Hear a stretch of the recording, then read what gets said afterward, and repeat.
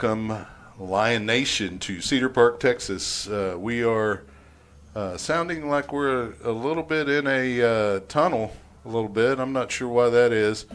That helps a little bit. But we just wanted to welcome you to tonight's broadcast between the Leander Lions and the Cedar Park Timberwolves. As I mentioned, we are in Cedar Park, Texas, a little hamlet wedged between Austin and Leander. We're at Gupton Stadium. You can see the Palace at Parmer, otherwise known as the I think it's the Kelly Reeves. Yeah, Kelly Reeves Athletic Complex. Kelly Reeves Athletic Complex. So we want to shout out our sponsors real quick, as it is senior night for the Cedar Park Timberwolves, and they're going through their ceremony here during the pregame. Our gold sponsors include Mercy Veterinary Hospital, online at mercy-vet.com, and RDZ Roofing, online at rdzroofing.com. Our silver sponsors are Raising Cane's, Mechanical Roofing and Exteriors, and 7 Brew Coffee. Our bronze sponsors are Texas State Optical in Cedar Park, Austin Telco Federal Credit Union, Sisk Robb Incorporated, and JT Reisdorf at State Farm. The podcast sponsors, I didn't replace the graphic one. Sorry about that. It's they include Daddy's, Lucky Rabbit, Guaco Taco, and of course the trunk or treat we had this past Wednesday, still online. If you want to go back and watch that, was sponsored by Marco's Pizza. So thank you, podcast sponsors. Our Roll Pride sponsors are one sponsor, Plains Capital Bank, online at plainscapital.com. And then finally, our Lion Pride sponsors include Great American Cookie. And if you're just going only on like matchups or common opponents, that could bode not well for Leander. Non-district matchups last week, Liberty Hill took down McCallum 58-7. Hutto and Vandegrift had quite a ball game, with Vandegrift taking that one 44-34. Vista Ridge topples Manor by a score of 44-10 last week. Let's take a look at the district standings. The district standings, Georgetown has clinched a playoff spot. They're 5-0 in district play, 7-1 overall. They lost to my alma mater, the Midway Panthers. The Eastview Patriots are 4-1. Their district loss to Georgetown. They are 6-2 on the season. Cedar Park 4-1, tied for second with Eastview. They're 5-3 overall. I believe that Cedar Park lost to Eastview, so Eastview would have that tiebreaker in that matchup there. And then Lake Belton 3-2, 4-4 overall. Rouse and Leander both 2-3 in district play. Rouse 4-4 on the season. Leander 3-5. Chaparral and Glenn, who play tonight, are both 0-5 in district play. So the Lions are on the outside looking in at the moment. Let's look at tonight's matchups and see what we think about Lions' postseason chances. It's going to be upcoming game schedule. There you go. Oh, wait, that's not it either. I don't see it on there. Oh, maybe I didn't save it. There is some stats we got. Let's look at the stats real quick. Team stats. Lions, you notice we were in 6th in district. We are also in 6th in average points scored per game and average points allowed per game. So my statistics teacher back in college would just be loving that anomaly. I don't think it's really an anomaly, but let's look at the individual stats. Kamarion Gordon with 10 touchdowns on the season. He's followed closely by Mason Montgomery with 8 on the year. Dominic Jaramillo has 3 on the season. Jaramillo leads the receivers in yards per game at 52.2. Aiden Passe and Isaac Montgomery both just shy of 30 yards per game average. Tackles per game, 8 by Liam Walters and Evan Perkins on the season. Luis Ruiz-Williams close behind them with 6.6 a game. Rushing yards a game, Kamarion Gordon still keeping a triple-digit average, currently at 113.9 a game. Mason Montgomery, 66.9 yards a game, and Liam Gaither is just at 21 points or yards per game. Okay, so the captains for tonight's game for Leander, we'll give you the Cedar Park captains when they walk out on the field because we don't know who they are, but the captains for the Leander Lions in tonight's ball game is number 29, Luis Ruiz-Williams, number 42, Thomas Moss, number 53, Tristan Nazapak, and number 64, Dexter Honeycutt. The player of the week from the Rouse game, there were 2 offensive players of the week. They were Braxton Hernandez and Aiden Passe. The defensive players of the week were Tyler Mormon and Evan Perkins, and Isaac Montgomery was the special teams player of the week. Just a reminder, the Lions return 5 starters on the offensive side of the ball. They return 4 linemen. And actually, that's 4, 5, 6, 7, 8, 9 returners on offense. Easton Brockman, Jacob Wells, Jeffrey Moffitt, Dustin Stanton on the O-line, Mason Montgomery at quarterback, Jaramillo, Isaac Montgomery, and Malachi Ramos at wide receiver, and Camarion Gordon at running back, and, of course, Rene Rodriguez as the kicker, place kicker, and punter. Returners on defense include Tyler Mormon, Tyrese Smith, Nick Winton, Liam Walters, those are all defensive backs. Linebackers Chase Milne and Evan Perkins, and defensive linemen Caleb Lemire, Timon Lawson, and Virgil Garcia. Coaches would also like to thank once again RDZ Roofing and our broadcast partner here, Frank Rodriguez, for giving the coaches some tacos again from La Chaparita Meat Market. The coaches, they do appreciate your generosity and support, but bless the cook more than anything, right? Those cooks there and they're working hard, especially on a Friday morning. They know when they get that order the day before, you're like, oh, man, not again. Here they come again. So let's talk about the Hype Beast Award. This is kind of a new, but it says that they're turning up the volume on the Hype Beast Award for Frank. This was last week. A loud, proud Lion through and through. Frank brings energy every Friday night as one of the broadcast announcers, and his school spirit is unmatched. Frank's generosity is felt across the board as the owner of RDZ Roofing, as you know, a gold-level sponsor. He goes above and beyond, even feeding the entire coaching staff, as we mentioned. You're not really feeding them, right? You're buying some tacos. Just buying some tacos. I mean, it's them ladies sweating in the kitchen. That's just me. But, I'm just giving you a hard time. All due respect to the women in the kitchen because they make good tacos. Yeah, and so Frank's going to be around for a while with the program as well. His son Axel is at Leander Middle School. He is also one of the ball boys and is going to be at tonight's game despite it quickly went viral with almost 100,000 views on Instagram. Coach's golden football dunk needs to step up a little bit with the viral game. Yeah, you saw that video. That was pretty funny right there. Yeah, it was. I'd get loud. I don't want to get arrested. Yeah, I'm definitely going to retweet that when I go and find it myself. And speaking of new traditions and Coach Price's viral moment, the Leander Lion football team also kicked off an electrifying new tradition called the Golden Football Slam. Whenever a player scores a touchdown or makes a big play, they're handed a golden football and get to slam it through a basketball hoop set up in front of the Lion Pride roaring student section. Coach Price's video of him dunking the basketball during the Chaparral game is over 22,000 views now. So Lions making a splash on social media as well. They have an opportunity, an outside opportunity, but these teams got to play each other here tonight, and so you got to see how things shake out tonight, and then decide. Just a reminder, there was a Trunk or Treat podcast on Wednesday.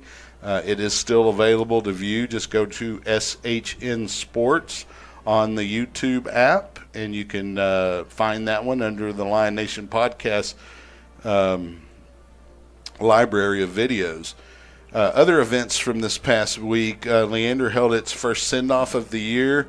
This week, band cheer, the Bluebells, and the student body all met in the courtyard as the teams walked the yard. The Lady Lions competed against Smithson Valley in the by-district round of the playoffs. That's volleyball, in case you're wondering. The Lady Lions fell short in 4 sets with a final score of 1-3. Our Lady Lions beat Rouse in a tiebreaker.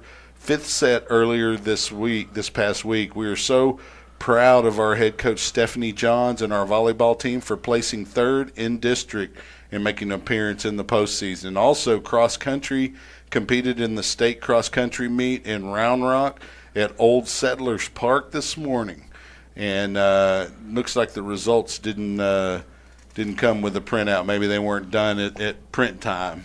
So if you have a cross country athlete, you probably know. If not, ask a parent of a cross-country athlete, and we'll give you that information as soon as we get it. Other upcoming events, Thursday, November the 6th, is the Lions Elite Breakfast. The Lion Elite Breakfast is a cherished Leander High School tradition that brings together senior varsity football players, senior cheerleaders, and the Lion Elite for a morning of connection, celebration, and school spirit, sponsored by the Leander High School Football Booster Club. This special event honors teamwork, leadership, and the shared pride that make our Lion community so strong. It's a time to enjoy good food, great company, and the spirit of what it means to be a Lion. Thursday, November 6th, sub-varsity teams will take on Eastview. The freshmen will play at home, and the JV White will be battling Lake Belton, and JV Royal will head to Eastview High School. And that is Eastview High School where that game will be played, not Birkelbach. We have a staff highlight we'd like to mention. Did you know that Leander High School has a director of football operations? You might wonder what a high school director of football operations does. The DFO oversees the administrative and logistical aspects of a football program. They manage team scheduling, compliance with league regulations. I know a lot about compliance. And player support services. This role ensures smooth day-to-day operations, allowing coaches to focus on team performance, especially on game days. This is the first year for the position at Leander High School. Coach Becky Hogan is the acting director of football operations. Coach Hogan was a multi-sport athlete. She played soccer, volleyball, tennis, basketball, track, and flag football. That's like a multi-sport. Coaching is something that runs in her family. Her brother is a tennis coach at Allen High School, one of the biggest schools in the state. Coach Hogan is no stranger to football, and Leander football at that. She has twin boys, Mac and Puryear Schwepscher, who graduated last year. Puryear played and managed for 2 years, and Mac is actually a redshirt freshman for the Westminster College Blue Jays in Missouri. Coach Hogan does a lot of work behind the scenes to support and coordinate the day-to-day operations for all the coaches, players, teachers, parents, booster club. Inside or slot receiver, we have number 2 Dominic Jaramillo at water, and the deep snapper Dustin Stanton and Jackson Arnold. So it looks like Jackson Arnold. So it looks like they're running with 2 deep snappers. We had Jackson Arnold as our interviewee this past Wednesday night. The future inventor right there. That's a great kid. He's a very interesting young man. And so here come the Lions. Timberwolves just had previously came onto the field. Not a huge crowd to travel tonight for Leander. Maybe they're still working on getting here. Of course, there is a competing event this evening known as Halloween. You might have heard of it. I prefer Fall Festival, but hey, what are you going to do? Right, and kids are having FOMO. Mom, I don't want to go to the game. We're going to miss out on this candy right here and all these cavities. Well, and that's just it. Talk to a dentist, and they'll tell you don't be going around. And if you get a bunch of candy, when I was a kid, besides, we talked about it last week when they had to do the X-raying to make sure there was no razor chocolate candy they wanted before they turned over the hall back to the children. Well, I told my son I'll be ready when I go home for the candy. Yeah, especially the Reese's. I heard they have a bunch of razor blades in them, so I might have to see those. Yeah, when you got to check those. You got to check them out. There's some. Maybe it got to the point. That you have internet rumors now. Before the internet, there were just rumors, right? Yeah. So maybe that's how that stuff started. Who knows? But I still have yet to see an actual story, and maybe there is one. Surely there's got to be a source for that besides somebody just making it up. Looks like we're getting to have the anthem. We'll cut our mics off. The crowd mic's working a little. It's not working in the stadium. So we'll try to bring you the anthem. I heard what sounded like Cedar Park's choir rehearsing while I was setting equipment up, so it may be quiet instead of being the band. Looks like we are going to have the captains come out first. For Cedar Park, we have number 4, Bennett Patton, number 78, Jacob Slaughter, number 31, Luke Worley, and number 9, Jaheim Porter. And as we mentioned,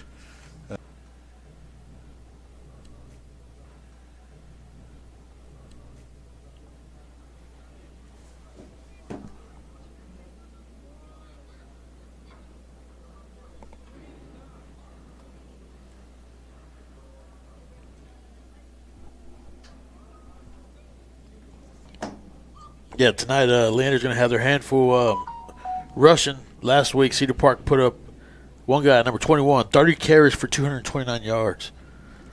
So if Lions are going to be successful tonight, they're going to have to put a cap on that for sure. Their pass game, 11 of 14 for 161 yards and 2 touchdowns. We got the anthem real quick. I think we may be able to hear it.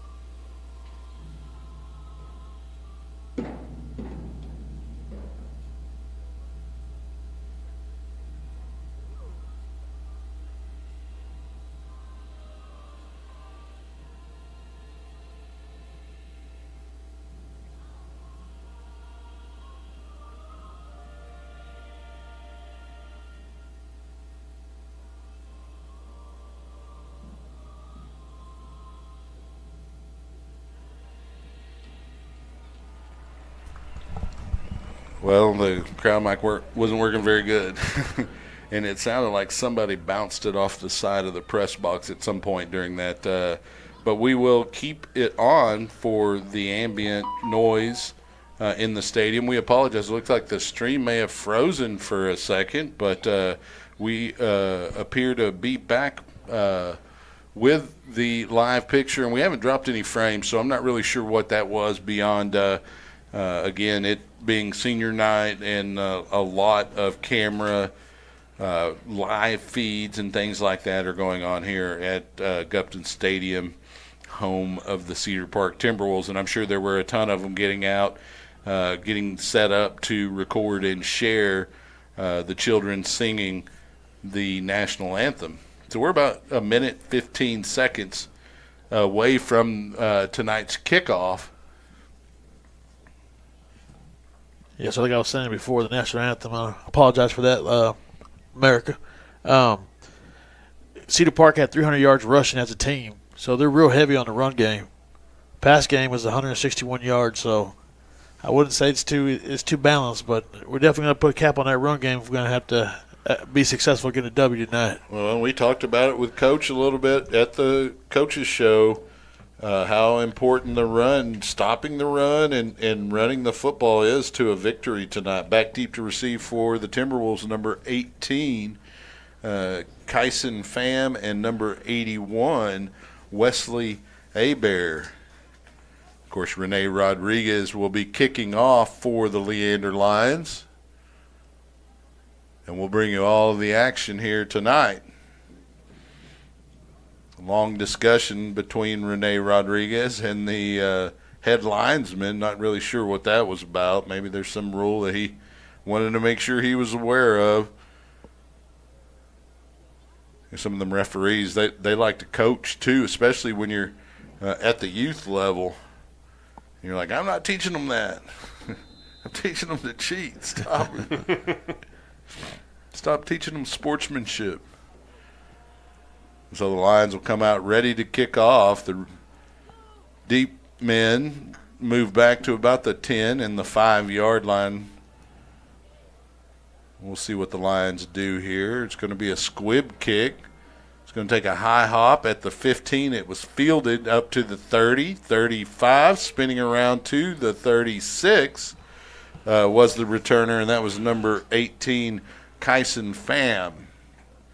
Tackle made, I believe that was Luis Ruiz Williams, one of the captains tonight. And so the Cedar Park Timberwolves will come out from the huddle on the sideline. The quarterback, number 8, David Cooper Jr. He was the starter last year in the Cedar Park win. He's got an empty set with 3 receivers on the near side of the formation. He'll bring that running back, Trey Hill, into the set. He's dropping straight back. There's a flag down. Intercepted on the opening pass. And another couple of flags come in. That's Tyler Mormon with the interception. And it's an offsides against Leander. So the interception would have been no good anyway.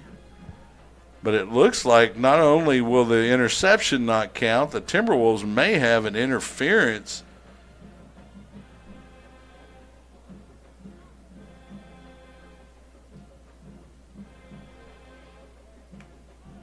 He's taking his time on making this call right here. He To make is. sure it's right. First one of the game.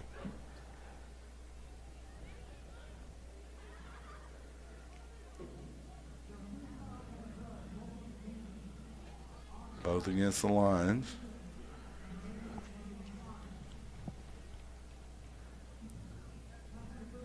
I didn't really see the pass interference. In fact, the ball was nowhere near the receiver. So that will move the line of scrimmage into Leander territory at the 49. We are on this side of the tracks for tonight. It is true. You're gonna sometimes you got to play more than 11. You got to play 16. Yeah, and on that last play, they were just so eager. They came out in a 4-man front, expecting that run. So Hill, the running back, they're going to hand to him. He's going to bounce it out to the right side, up past the 35, close to the 30. In fact, they're going to give him the 30-yard line, 1st and 10 Timberwolves. Clock will stop at 11:39 with them stepping out of bounds. Yeah, Lions are going to have to anchor down and not get pushed so far off the line on this one. They're going to have to meet them at the line and make the running back make a decision. Hill, the running back again. Cooper takes the snap, fakes to him as a free play. It looks like the Lions might have jumped. There's a push there. No penalty flag, and it looks like a touchdown pass completed to, I believe that was number 2, Jonah Johnson.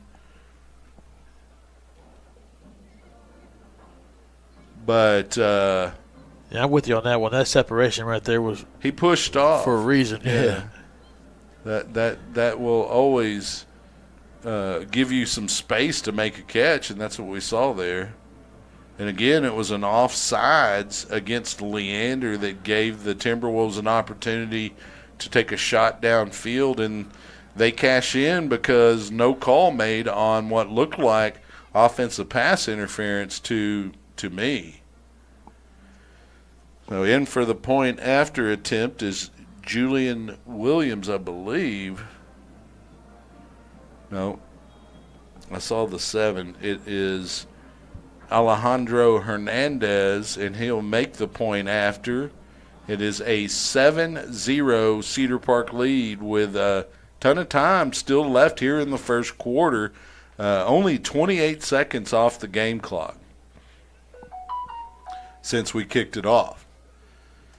And I hope that's not what we see for the remainder of this ball game. I mean, the Lions are going to need to answer. And, you know, I feel like the Lion game plan in most of their games should be to keep the football as much as possible, eat up clock on the ground, keep the game close, and give yourself a chance to win at the end. And we'll see what they have in terms of an answer to that quick drive down the field from the Cedar Park Timberwolves. Granted, a little bit of assistance from the guys in the black and white stripes. So it's going to be Isaac Montgomery and Hernandez back to receive for Leander. I believe that's who it is. A good time of possession right here might be good to put that hot offense on cold real quick on ice. Give them a break. And Alejandro Hernandez will be kicking off for Cedar Park.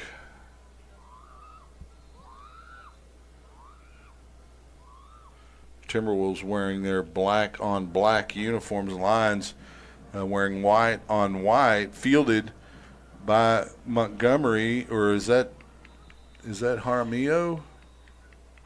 Did I have I did have the returners wrong. It wasn't Jaramillo, it was Malachi Ramos, number 8 on the return. He'll carry it up to the 26, where the Lions will have their first possession. Down the score. See if Leander can go down here with a unit and give him a heavy dose of that run game. That's what you got to see. You got to see some confidence from the offensive line, the confidence from Kamarian Gordon in that offensive line, and all the other stuff will fall into place. Montgomery looks over to the Leander sideline to get the signal, takes a quick snap, is going to fake it, or hands it to Gordon. Not much there as he gets back to the line of scrimmage. And nothing further there on the stop for the Timberwolves was number 31, Luke Worley, the senior linebacker. Second down and 10. Clock moving at 11:05. The Lions will break the huddle with Kamarian Gordon in the backfield alongside the quarterback, Mason Montgomery. 2 receivers either side of this formation. There's a snap. They're going to fake to Gordon. Pass in the slant is complete. Dominic Jaramillo on a kind of a deep slant, and he'll carry it up to the 43-yard line for a Leander first down. The first Leander first down of the evening. The Lions are going to play with a little bit of tempo here. 2 receivers either side of the formation. Fake to Gordon. Roll out by Montgomery. He decides to tuck it and run. He gets to the outside. He's got about 5 yards. Going to step out right around midfield, and that's where they'll mark him. Give him a gain of 7. Second down and 3 for Leander. Like the play calling right here. It's a little, back and forth, get the guys warmed up right here. Well, they went with tempo after the big completion to Jaramillo, but then after that run with Montgomery, they huddled, a little sugar huddle, but they huddled. Second down and 3 for Leander. They're going to hand to Gordon to the right. He can't really find anything on that side and gets driven backwards. A loss of 1 on the play. It's going to make it 3rd and 4. The line of scrimmage now the Leander 49. They need to get to the 47 of the Timberwolves. Clock continues to move with 10:15 remaining in the first quarter.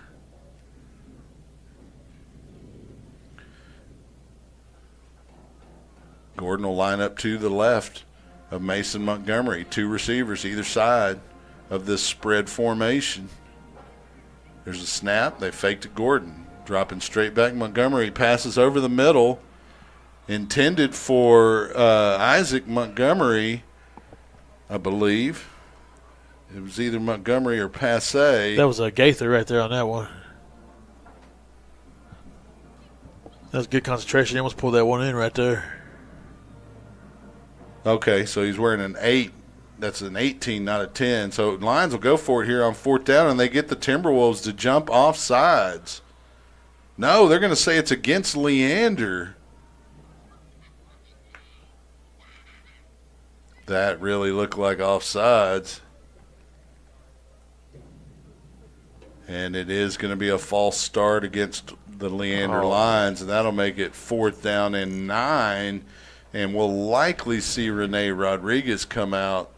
4th and 4 is much more manageable than 4th and 9. Yeah, looking at the replay, the Lions held their water. That was just, you know how it is Friday night on this side of the tracks. You're not going to get that call right there. But great job by the Lions holding their water. Well, it looks like Leander is going to keep the offense out on the field. The play clock's down to about 6 seconds. Montgomery takes the snap, fakes to Gordon, looks downfield, pass over the middle. All kinds of contact arriving before the football. The only reason that you could say there wasn't a flag is possibly it was not catchable, but I think it was within the area of a catchable football, so that one intended for Dominic Jaramillo, and the Timberwolves will have the football on downs for their second possession of the evening with 9:46 remaining in the first quarter.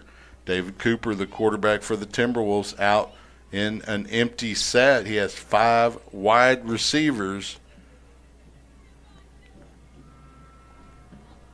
Brings Hill into the backfield just to his left. Try to draw the lines off, then they look for the play call. The play clock is down to 5 seconds. Cooper gets the snap, hands to Hill straight ahead. He gets skinny between the guard and center and is able to pick up about 8 yards. They're going to mark it at the 36 of Leander.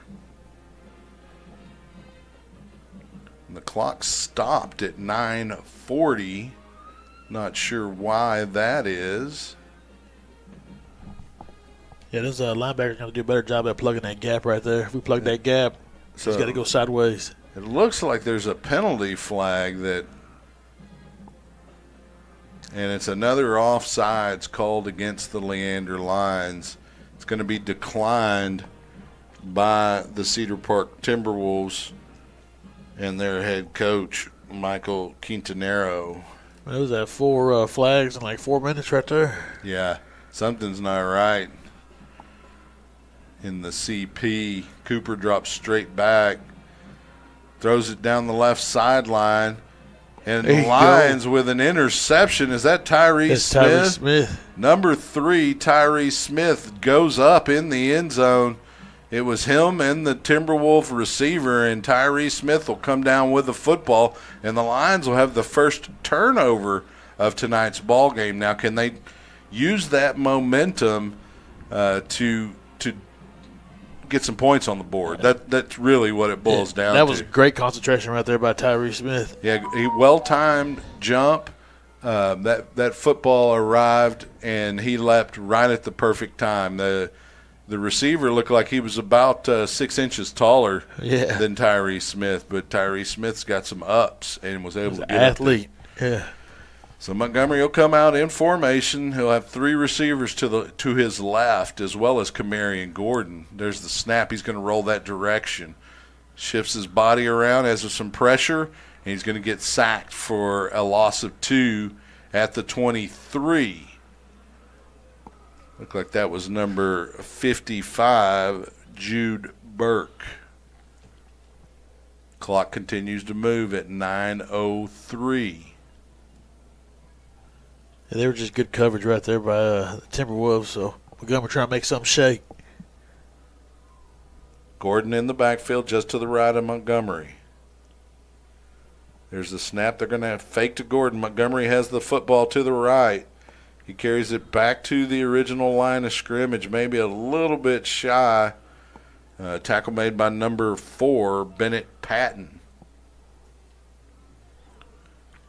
They're going to give him a little bit less than I thought he earned, but it'll be a 3rd down and about 13. Yeah, Montgomery was reading that defensive end right there, and he kind of waited too long, so Montgomery made the decision for him. Did we miss another penalty against Leander? Because it looks like they've moved the line of scrimmage to the 10-yard line. We have not heard a call from the referee. It's actually the ball is now on the 14. Oh, man, it's about one every other play now. I just don't get it. So it is second down. Had to have been a hold or something. Montgomery with an empty set takes the snap, hits the receiver on a slant, and he's separated from the football by a couple of defenders. That was number 17, Braxton Hernandez. He pops right back up after taking a pretty good shot there. Third down and 21 for Leander. They need to get out to the 30-yard line. 8:24 remaining in the first quarter. Long huddle for the Lions. Play clock down to 14 seconds. Montgomery comes out in an empty set. Has a tight end. No, he doesn't. He has three receivers top of the formation. There's the snap. Montgomery drops straight back.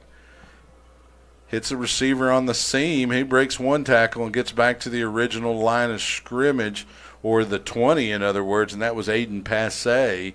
And that'll bring up 4th and 10 for Leander with about 8:05, and they'll bring out the punting unit. And so the Tyree Smith interception doesn't result in points, but it prevents the Timberwolves from adding to their lead. So they'll send back to receive the punt Kyson Pham from Rene Rodriguez. Pham had a good opening return on the opening kickoff. Rodriguez.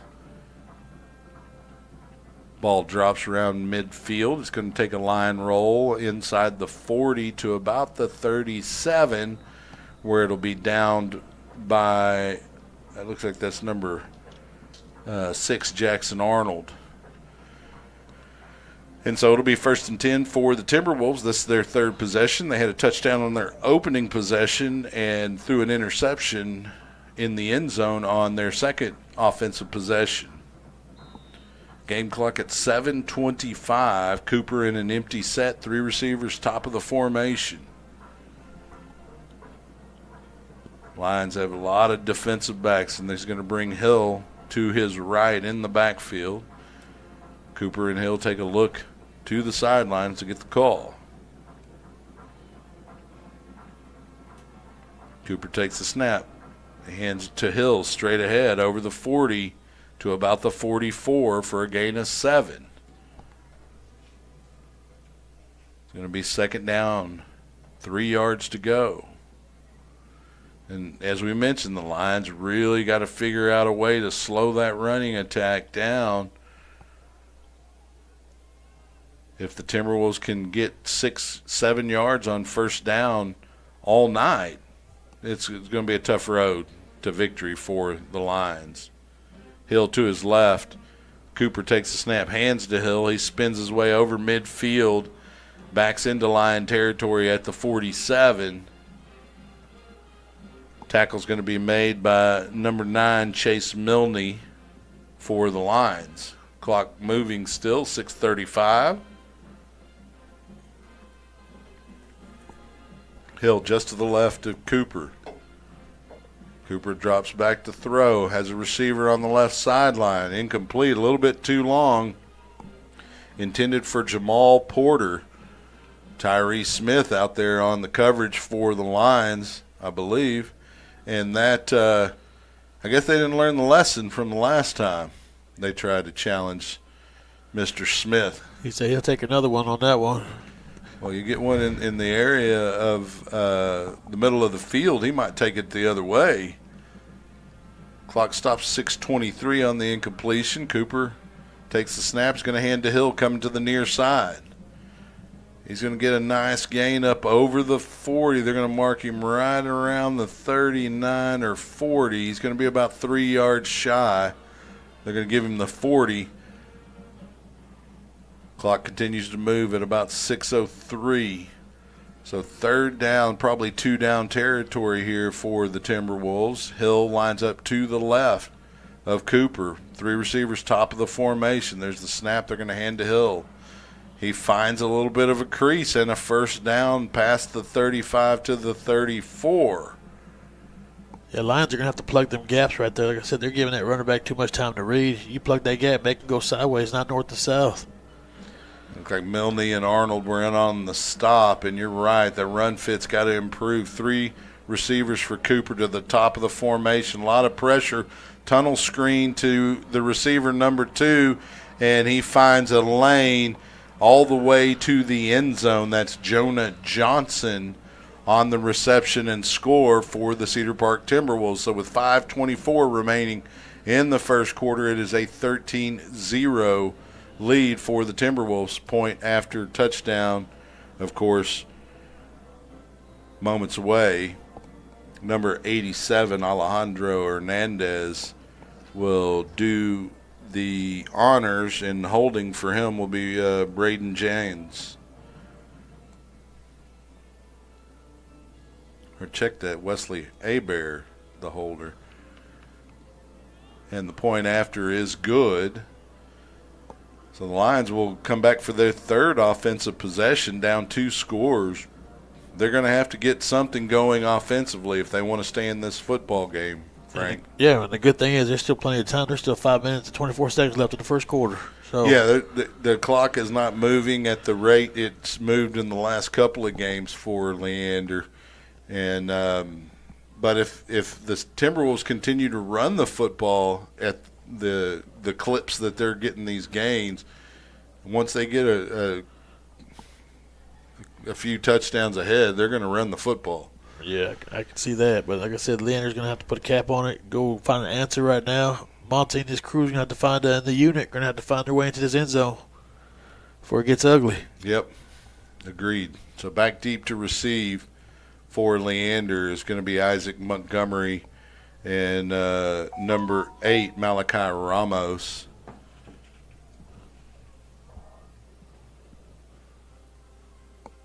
Hernandez kicking off for the Cedar Park Timberwolves.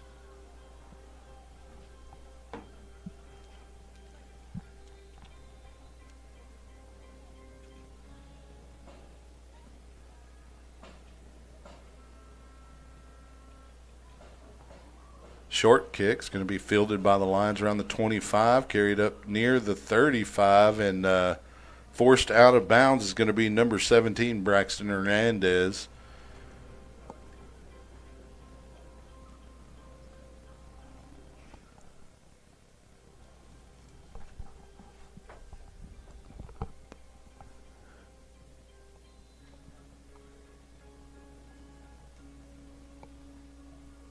Lions huddle on the sideline, will come out into the formation. Kamarian Gordon, of course, the running back beside Mason Montgomery, 2 receivers on either side of the formation. Lions got to get some positive plays. Montgomery rolls to his right, looks down the right sideline, has a man open.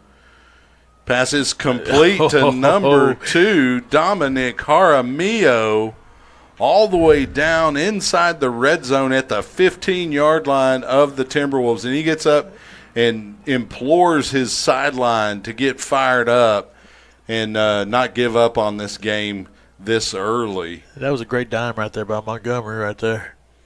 The Lions back on the line of scrimmage. 1st and 10 from the 15. They're going to hand to Gordon.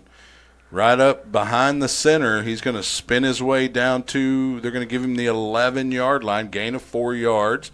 And if you can get 4 yards on first down, you got like options. your odds. Yeah. I mean, it opens up your playbook on second down. You have a couple of different opportunities with the football. I don't know what's going on with the chains, but they're moving around like there was a first down or something.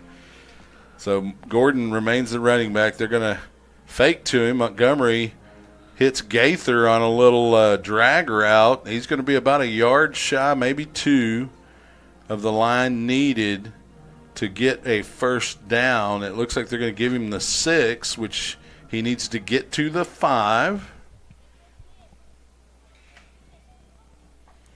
And the Lions will take a couple of seconds here on 3rd and 1 to make a decision on what they want to do here. Kamarian Gordon just to the left of Mason Montgomery, 2 receivers top of the formation. There's the snap. They're going to hand to Gordon. Gordon finds the first down inside the 5. We have a penalty flag down. I like to think that was offsides on them right there. And it is going to be an offsides penalty assessed against the Cedar Park Timberwolves. That'll be half the distance. More importantly, it is an automatic first down. Well, it's a first down as a result of the penalty. I'm glad they called that because I was about to start screaming wolf over here. Yeah, I mean, we used to say it's Bruno. That's Bruno. Right. That's an old gambling term. I don't know anything about that, though. 3:54 remaining here in the first. It is a 1st and goal for Leander. The ball now at the 3-yard line.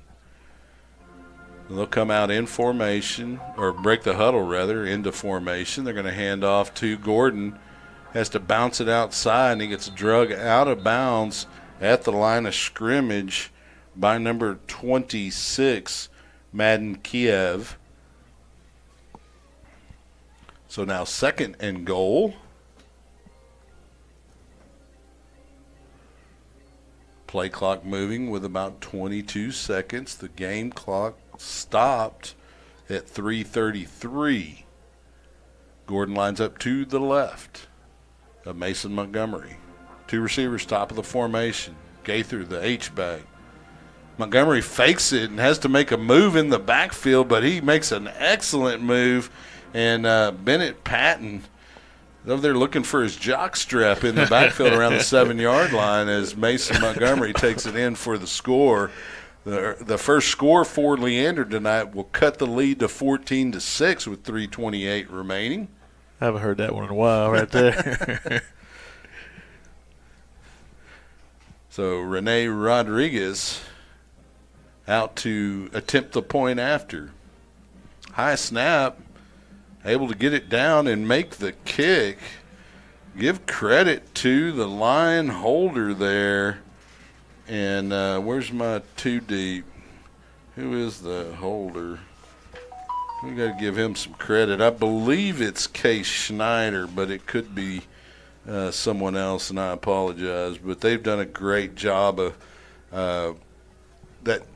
What you want as a holder is a consistent snap. Same spot all the time, same spot.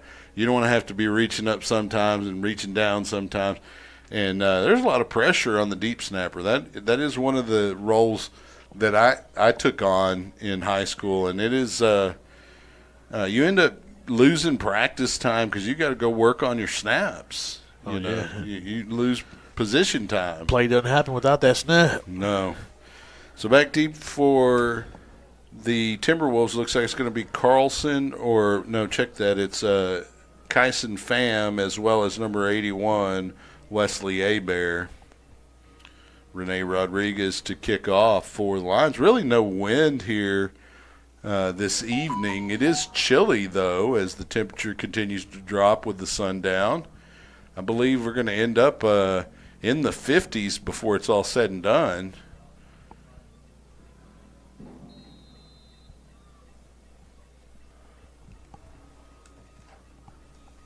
Yeah, like I said, defense is going to have to stop that run. I mean, yeah, it's what we said all week long. The Lions need to run the ball, and they need to stop the run. And, that's easy to say. That's boiling football down to its basest elements. That one's going to be fielded at the 30 and carried over the 40 by number 24, Lucas Villoria. And the Lions just don't want to give Kyson Pham any return opportunities. He must be quite the threat back there. He's a return man for a reason, huh? Yeah. Well, and you these short kicks, you're still giving the Timberwolves possession of the football somewhere near midfield. It's a tough decision when you got a dangerous weapon out there. So the Timberwolves will bring Valoria in as running back. Cooper will bring a man in motion. He'll take the snap and hand to Valoria off a left guard. He's going to get wrapped up after a gain of about 4. And that's going to be Jackson Arnold once again on a tackle. You get interviewed and suddenly you make a bunch of tackles. I mean, he already has a bunch of tackles on the year. Been calling his name all night already. I know. Second down, 6 yards to go for the Timberwolves. They're going to hand to Valoria again up the middle, and he's going to have enough for a first down inside line territory at the 46. Game clock continues to move at 2 minutes, 50 seconds.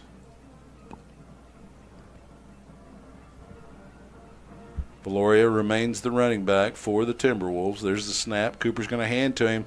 Tackled in the backfield. Number 38 for Leander sniffed it out. That's Carson Cole, a sophomore linebacker, getting some action here late in the season, getting him ready for future line work next season. I like to see that. Yeah, that was a great blitz right there. Great call right there by Coach. So Cooper and Valoria remain the backfield for the Timberwolves. Second down and 12 after the tackle for a loss. There's the snap. Cooper rolls to his right. Tucks it. Decides to run. He's at the 40. He's going to step out of bounds around the 36. Nearest Lion was number 38, Carson Cole, but it'll be a first down for Cooper and the Timberwolves. Line of scrimmage now the 36. They bring Hill back into the game at running back.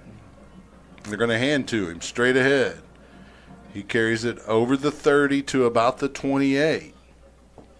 Whole host of lines in on the stop, including number 15, Evan Perkins.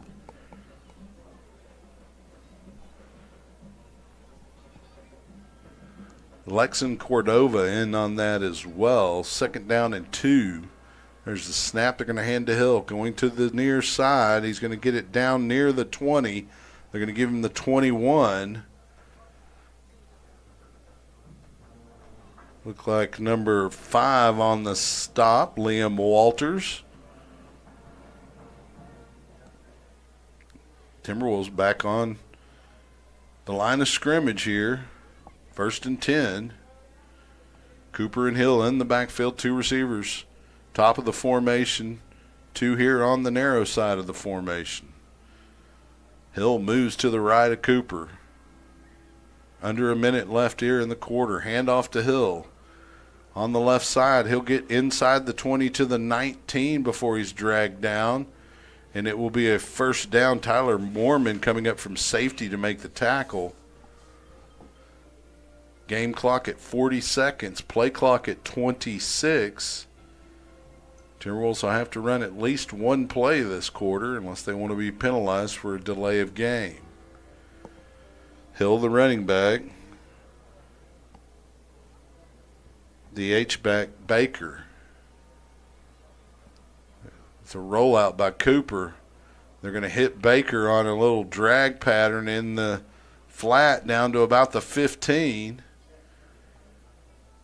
It's going to be third down, 3 yards to go. We'll probably see this quarter end as the clock ticks off and the Timberwolves decide to discuss it as we flip sides as they move down to try to push the lead back out to 2 scores. We're going to take a quick break and we'll be back. Stay here on SHN Sports, your home for Lion football.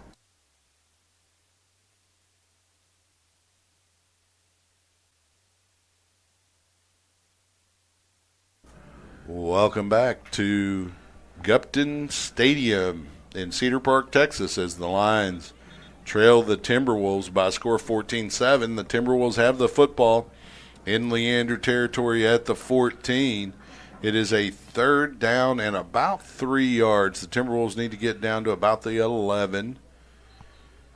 You know, this is kind of in a field goal range area. If the Lions get a stop, I mean, Timberwolves may go for it on fourth down. The way they've been running the football, I wouldn't blame them for doing that. But they may also come out and attempt a field goal, because that also gives you a 2-score lead, which is really what you're trying to do. Is you're trying to build possessions on top of your opponent in this sport. It's a rival. Cedar Park, Leander. I don't think they're going for 3. They're going to go for. I would assume they're going to go for it. Send a message is what they're trying to do. On 4th, but we'll see. The Lions come out in a 5-man front and a tight pistol formation for the Timberwolves. Hill, the running back, they're going to hand it to Hill.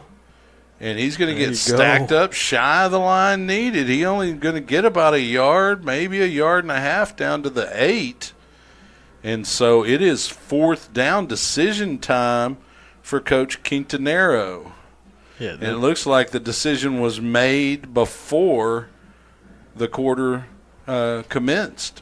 So 4th down, big play here for both teams, the Lions especially. Cooper takes the snap. They're going to hand to Hill, and he gets by the first tackler. The Lions had somebody in the backfield, but it was not really in position to make a good tackle on Hill. Tried to reach out and grab him. I didn't get a number on the defender there. That was number 50 right there. That was Lexington Cordova. Yeah, he got good penetration, but you got to be able to square up on him. Got to make the tackle. 1st and goal now from the 8 for the Timberwolves.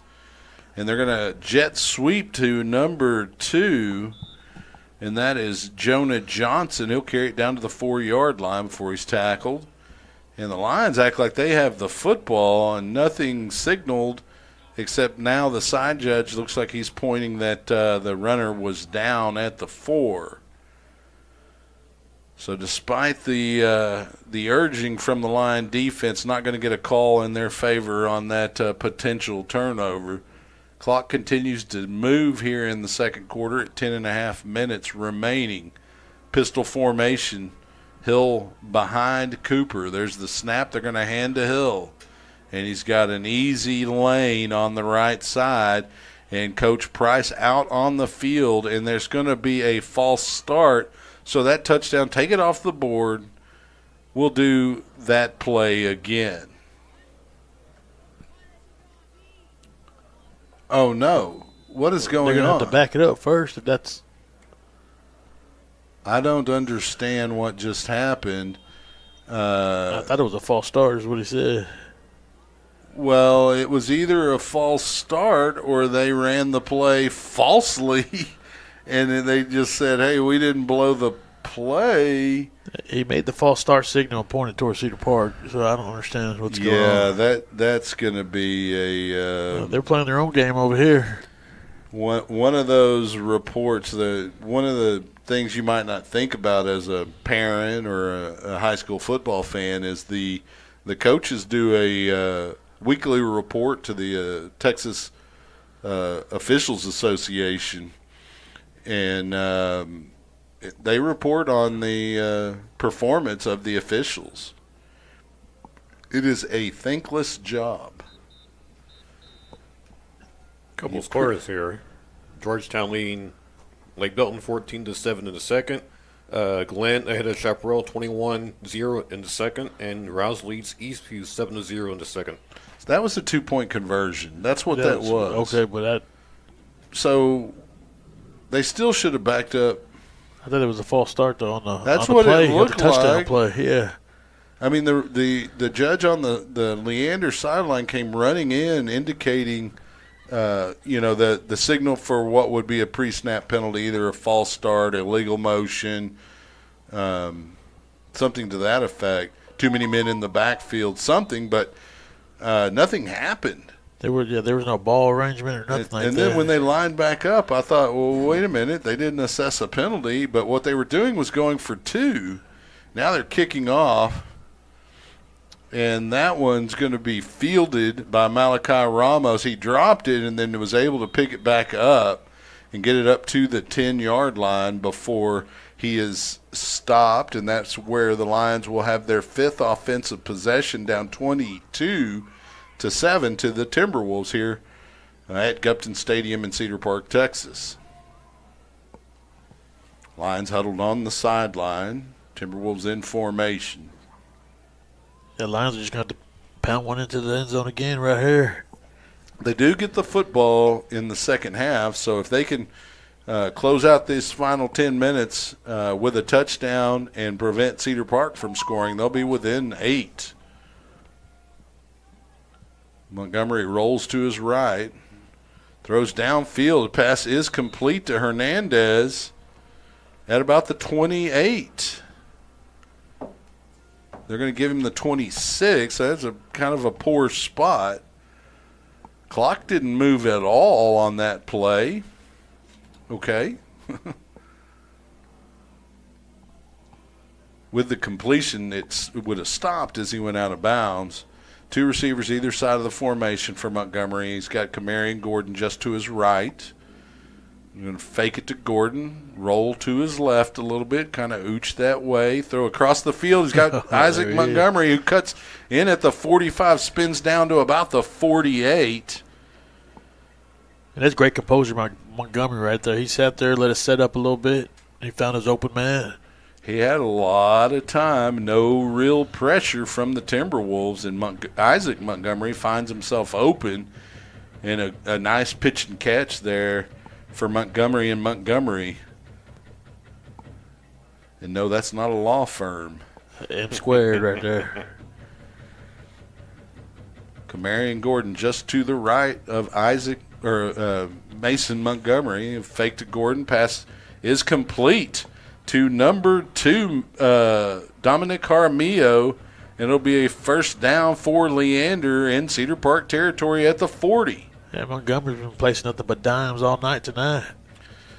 Well, they're going to have to dig deep here, down 2 scores. Clock continues to move at about 9:15. Gordon, the running back, just to the right of Mason Montgomery. Montgomery's going to keep it. He's got the 35, cuts outside. He's got the 30. There you go. 25. He's going to get run out of bounds right around the 25-yard line. They're going to say he stepped out. So the Lions will have a first down. The clock will stop with 9 minutes in the half. This is a great play calling right here by Coach. Keeping the Cedar Park Timberwolves on their toes. They don't know what's going on right now.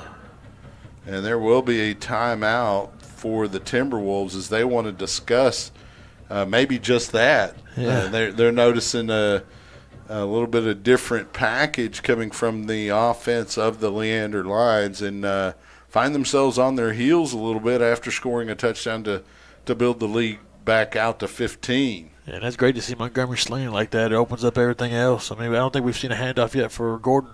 Well, and that's another thing, that kind of comes away from what we were saying the Lions needed to do, which was run the football a lot, and they really haven't. But if they can get a score here, get a stop on the next series for the Timberwolves, and, score going into half or not, they're only down a score or even, depending on what happens.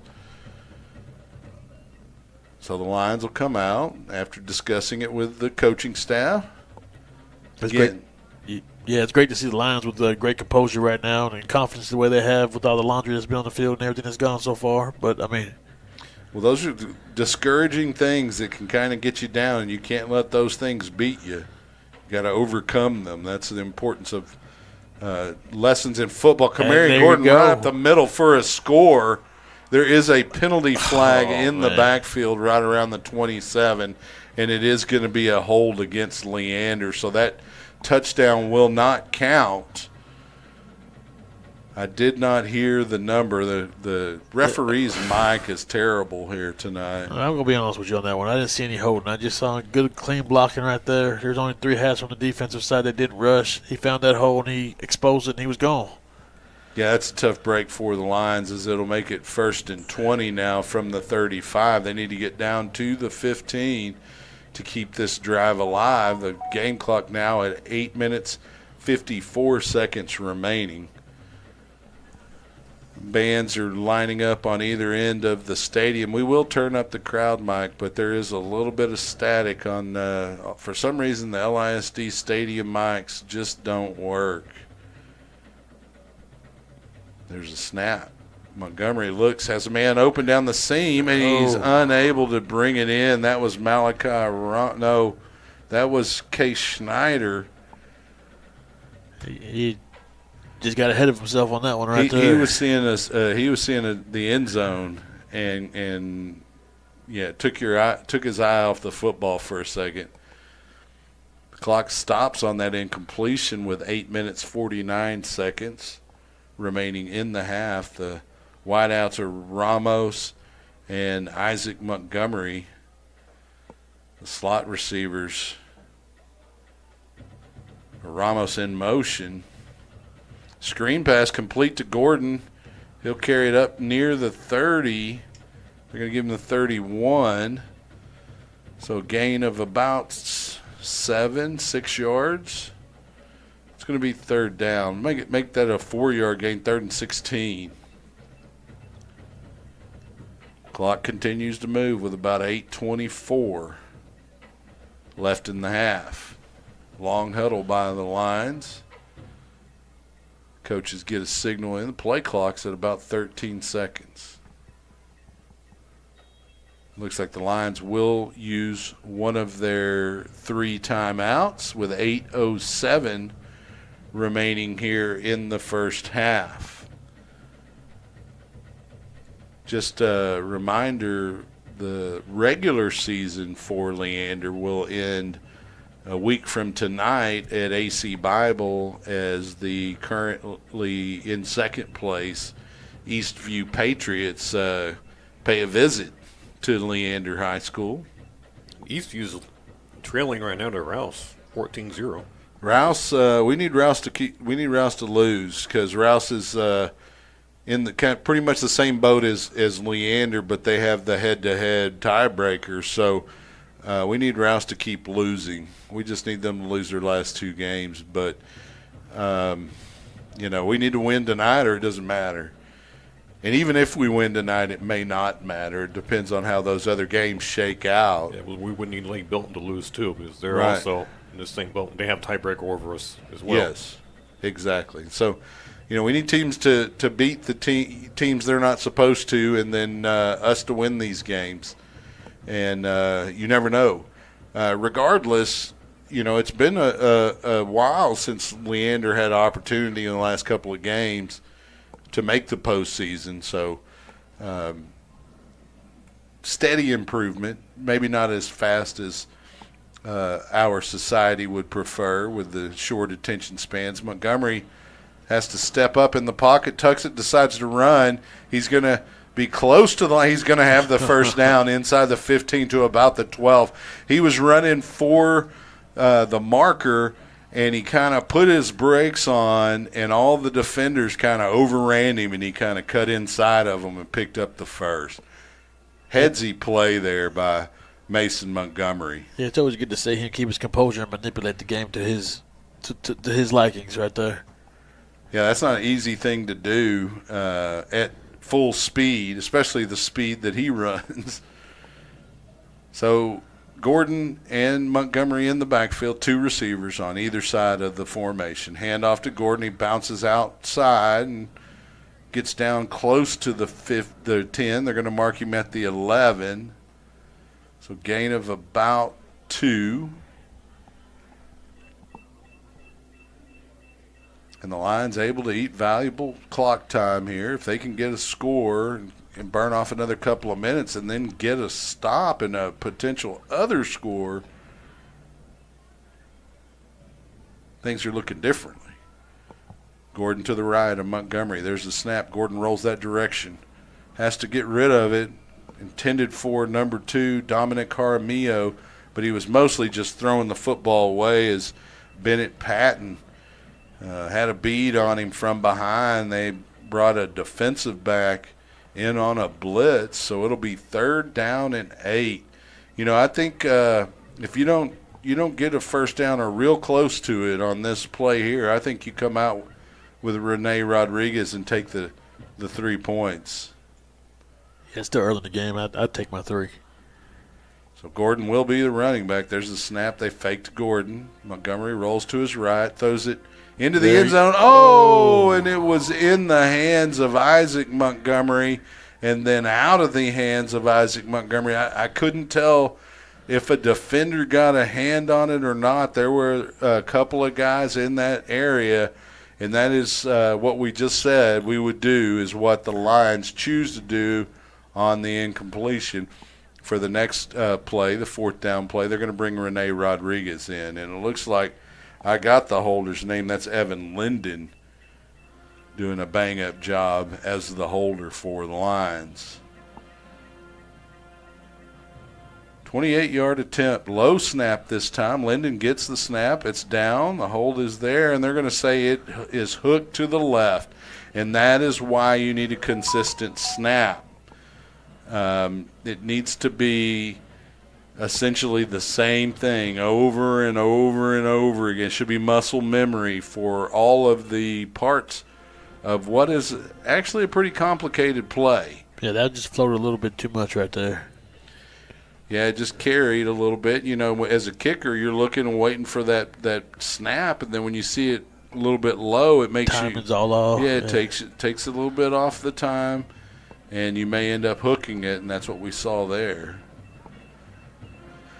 Cooper almost loses the snap, is able to complete it to Johnson in the flat. They tried another bubble screen. Football's on the ground. Lions are saying they have it. You're not going to get that call tonight. I hate to say it. It did look like it came out. They're going to say instead 2nd down and 5 at the 25.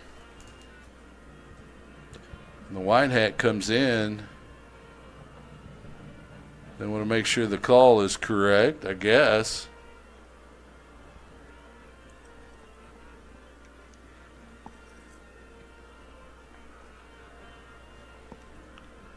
And I guess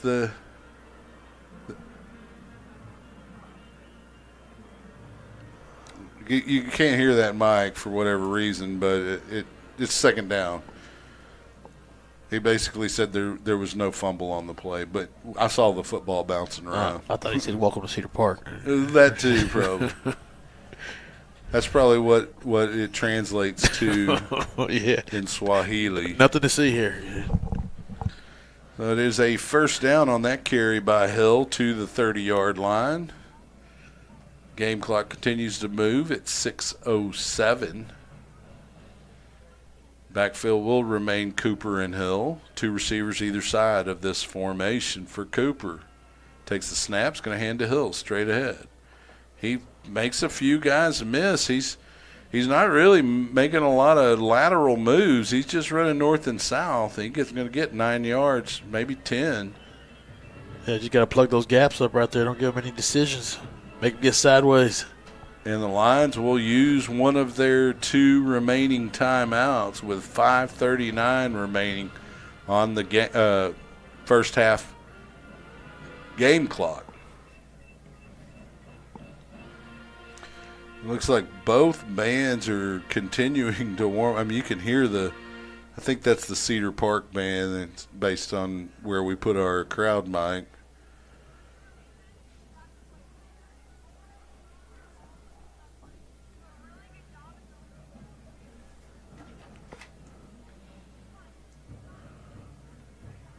Both teams in their timeouts.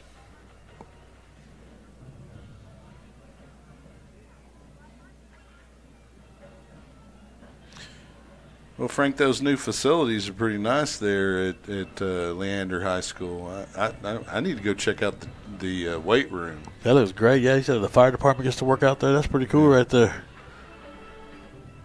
That's how you know it's sacred. Yeah.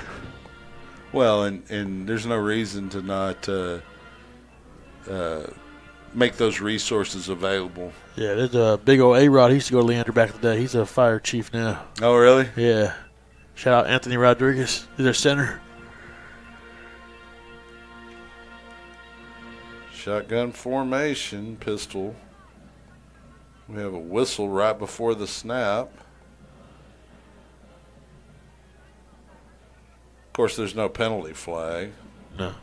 I thought it was false start, honestly. Probably was, but, you know, they get a mulligan at home. All right. So Hand off to Hill, straight ahead. Perkins in there on the stop, along with number 38, Carson Cole. That's a great job plugging that gap right there, and that's how you stop that. I know he got a first down, but you got to Yeah, plug he that only gap needed a just half like that. yard. So, yeah, you'll take that. Timberwolves with an empty set for Cooper, 3 receivers. Top of the formation, which includes Hill on the top there. They're going to throw it to number 7 in the flat, and Mormon's going to tackle him after a gain of about 10. And that's Jamal Porter, another first down for the Timberwolves. Clock will stop at 5:06 to move the chains. It's moving again. Hill remains the running back. Tight formation with the receivers. Hand off to Hill. He's going to get a good 5-yard gain to the 40. They're going to even give him to the 39. I don't know. It just seems like those zebras. forward progresses don't match in either direction. It's like about a 2-yard difference on average. 1 yard forward for a certain team and 1 yard back for another. Hill in the backfield with Cooper.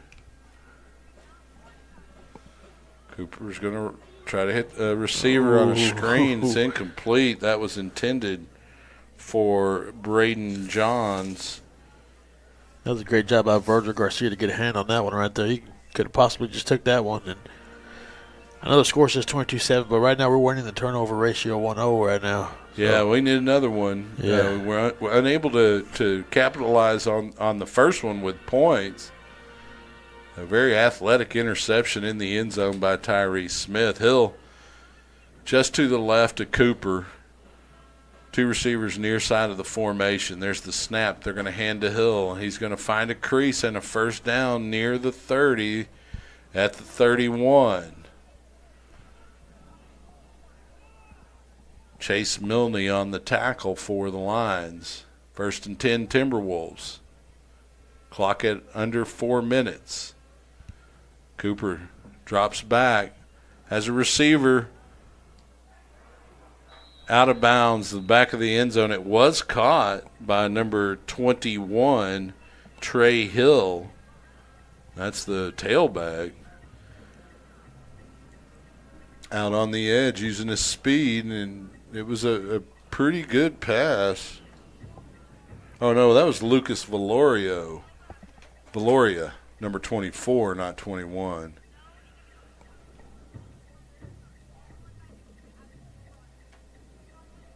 It looks like there was a penalty against the Timberwolves. It's going to move the line of scrimmage to the 41. And so it'll be 1st and 20. Cooper takes the snap, runs to this near side, gets back to the line of scrimmage, plus a couple. They're on the stop for Leander's Jackson Arnold, I think it was Arnold. Yeah, that was Arnold on that play right there. Pistol formation, 3 receivers top, including the H-back. There's a snap, fake to Hill, roll that direction to the right, looking downfield. On the sideline, pass too tall, out of bounds. Good coverage there by the Lions. I think that's Nick Winton out there, number 4. It is. Tyler Mormon also in the area. That'll stop the clock with 3:16. It is 3rd down and about 17 yards. Obviously, 2-down territory. It's a big 3rd down right here. Yeah. You got to get 2 stops. There's going to be enough time if you get these 2 stops to try to get some points before the half. Missed a big opportunity moments ago on a missed field goal. Fake to Hill. Cooper drops straight back. Has a receiver open over the middle. He's shy of the line needed, but close. He gets down to the 24. Had to go way up to get that pass. It was a little bit too tall. He gets up slowly, too. And that's Braden Johns. It's going to be 4th down and about 3. The Timberwolves need the 21. They're on the 24. Clock is at 2:45 and counting. Tight formation. There's the snap. Cooper has a receiver open. It's complete for a first down and continues to move down the sideline. Jamal Porter finally forced out of bounds at around the 13. So it will be a Cedar Park first down with 2:32 remaining in the half.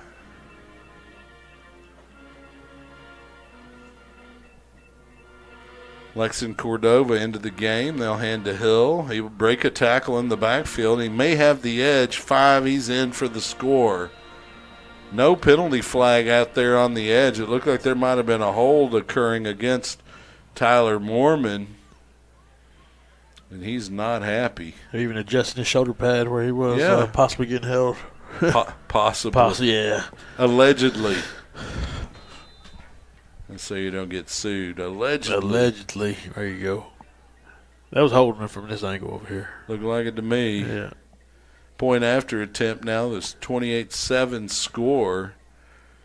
We have Gavin McCray, it looks. Oh, no, wait, it's 43. Jack Gerardo, sophomore kicker, makes the point after to make it a 29-7 Timberwolf lead with 2:24 remaining in the half. So the Lions really need to score before half. They got enough time. They have one timeout. They have the 2-minute timeout in about 24 seconds. So they have 2 stoppages of the game clock. So they could get down here and get some points and just be down 2 scores going into the half.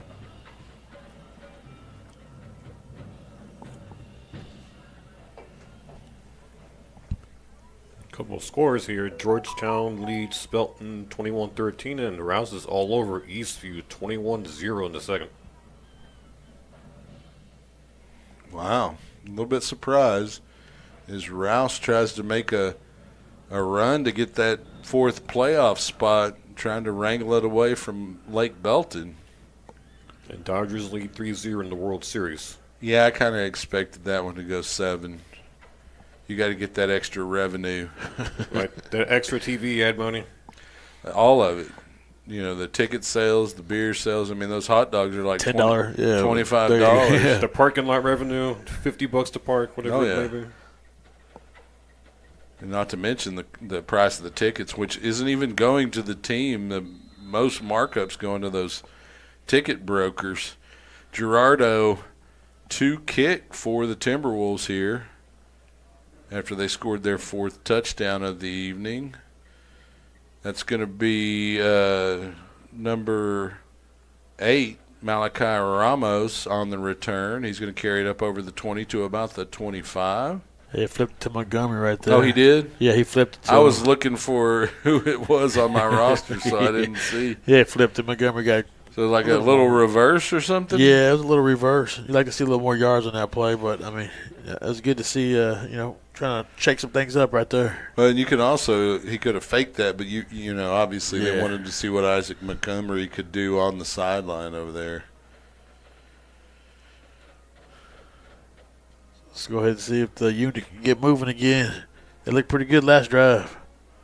Mason Montgomery, Kamarian Gordon, the backfield for Leander. There's a snap, fake to Gordon. Montgomery on the sideline. Some contact, the pass intended for Isaac Montgomery.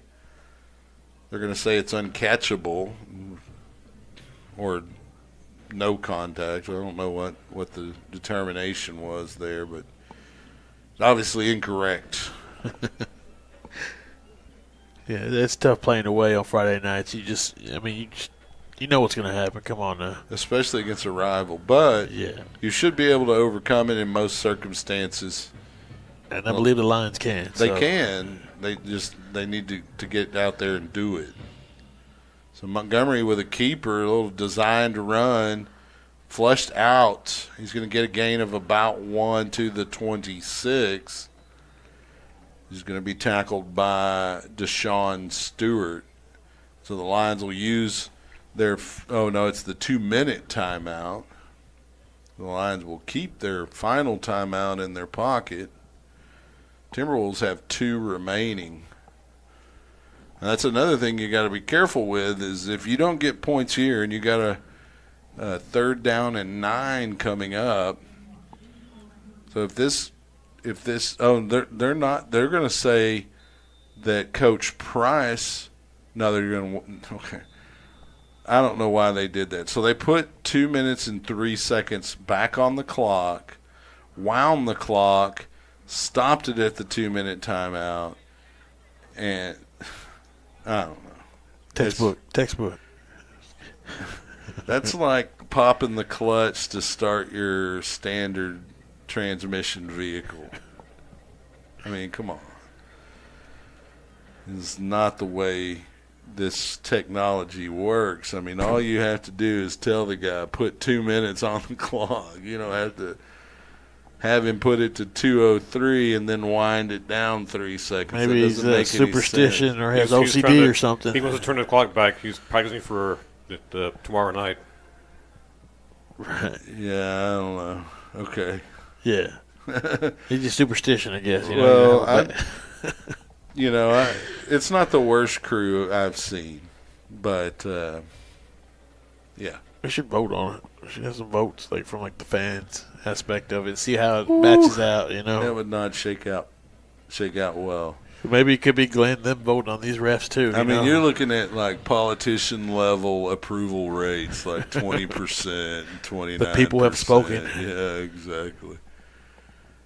So 2 receivers either side of the formation here. Kamari and Gordon just to the left of Mason Montgomery on this 3rd and 9. A big play here coming out of the 2-minute timeout. 3-man front as the Timberwolves expect a pass here. Try to clog up the passing lanes with defensive players. Montgomery's got a little bit of a mullet going out of the back of that helmet there. That's it. Party in the back. There's the snap. Montgomery has to step up in the pocket. Again, he beats the spy, but he's unable to beat the second defender. He'll get to the 30, but number 15, Deshaun Stewart, comes up and makes the tackle. So it is now a 4th and 5. And it looks like the Lions will discuss it as the Timberwolves use one of their 2 remaining timeouts. There's 1:47 remaining here in the first half. Again, the score 29-7. Cedar Park on top. I think if there was a go-to play, it'd be Jaramillo on a slant route. He's been pretty good. He's back, 100% healthy, it seems like, and he's made a couple of key catches here tonight.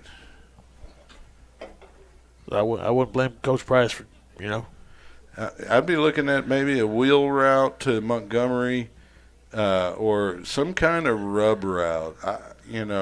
Everybody else Gaither gets away with little crossing routes, knocking defensive backs off of the coverage. But when we do it, it's pass interference. Yeah, that sounds about right. I think you should try to run a rub route here. If you don't, you're not successful. Then you're not successful. If you get the first, great. If you get penalized, then you punt it. But if you're going for it here anyway, you might as well try some kind of crossing route, or like I said, a wheel route. It looks like it will be just Mason Montgomery and Kamari and Gordon in the backfield.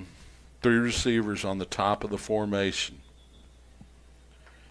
And we get a false start against the Lions.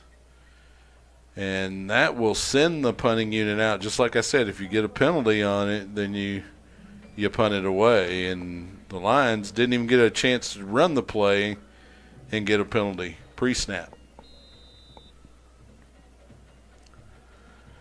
The clock's at 1:47. It'll start on the snap of the football. Rene Rodriguez will kick it back deep to return. Kyson Pham,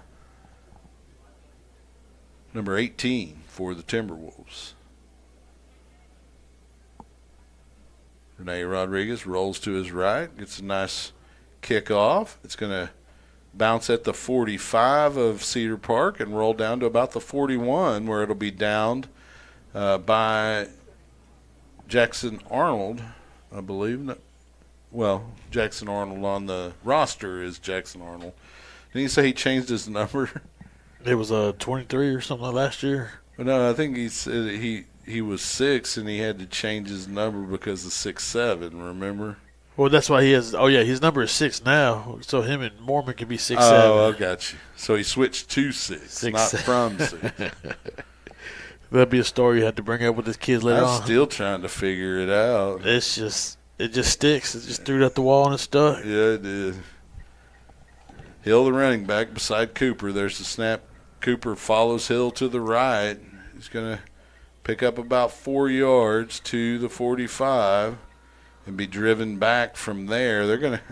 There it is again. There's no way he got past the 45, but they gave him the 46. He's over there at the 30, 25-yard line stumbling. Game clock at 1:15. Both teams have one timeout.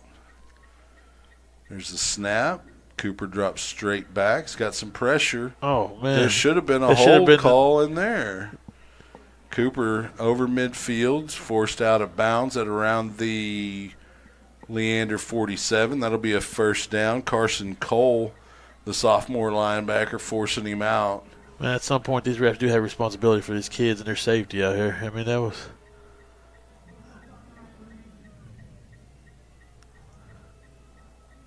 Yeah, something's going on. Coach Price is not happy. Yeah, and you don't see him get that angry that often. But they are certainly displeased with the results of the officiating, whether or not they're actual fouls. I guess film will be the ultimate evidence of that, but I can guarantee you there'll be some officials being scratched from doing future Leander games after tonight. Yeah, that's tough right there. That was definitely, a hold right there, and then the guy came out and kind of decleated him from the side while he was being held. That's a 15-yard penalty, and they did not throw a flag. You just looked at it happen, yeah. That's why Coach Price was livid. As you said, he's got to protect his players. So it is a 1st and 10. We're at 58 seconds and counting, or 58 seconds on the clock.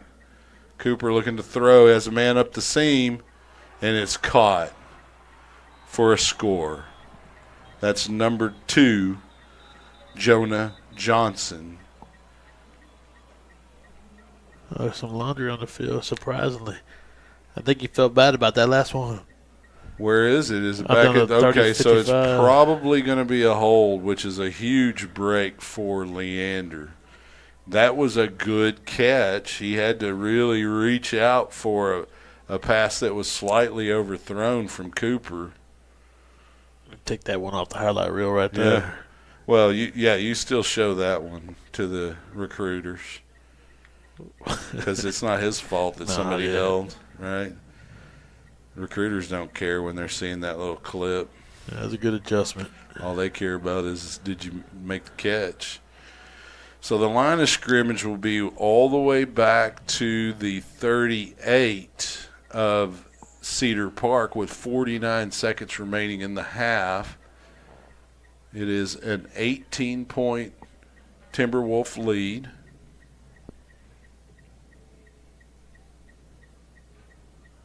Or it's more than 18. It's a 22-point lead. Hello. Midway math. Here we go. Lions with a 3-man front defensively. Cooper with Hill in the backfield. He's going to drop straight back, and he has a chance. He's able to flip it out to Hill. And the Lions had a sack opportunity. We have a late flag come flying in. The Timberwolf coaches pointing at the Lions number 50, Lexon Cordova, whose helmet is off. You can't continue to play when your helmet gets knocked off. You remember the Jason Witten play in the NFL where he made a catch without his helmet and ran like 20 yards or something. My son made a tackle against Vista Ridge when his helmet got taken off. And it was a hand to the face, which should keep you in the game. But, no, it was a 15-yard penalty for continuing to play. It's a safety issue. You're not allowed to do that? No. You once your helmet comes off for however it comes off, you have to stop. You can't do anything else on the play. And it's an automatic first down. So it's a terrible break for Leander. 1st and 10 for the Timberwolves at the line, 47-yard line. Pistol formation, 40 seconds remaining in the half. Cooper takes the snap, fakes to Hill, rolls to his right. He's got some pressure, makes a man miss, got more pressure. He's able to get out of that pressure. He's coming this way at the 40, 35, and he'll run out of bounds at the 30-yard line. Again, he stepped out of bounds at the 31, and they give him the 30. It just does not make any sense. They give him an extra yard every time. First down, 10 yards to go for the Timberwolves. Ball at the 30-yard line of Leander.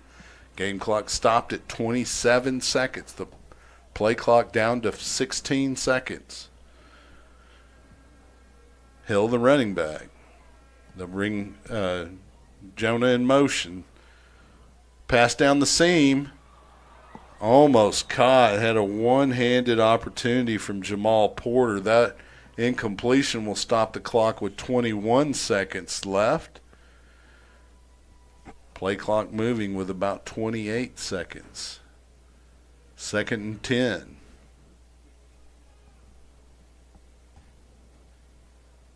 Three receivers in the formation for the Timberwolves. 2 on the narrow side.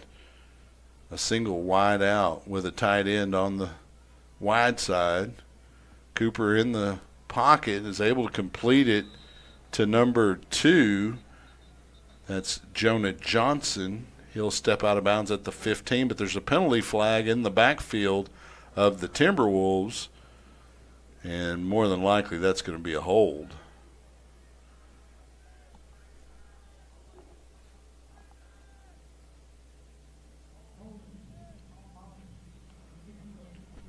And that is exactly the call.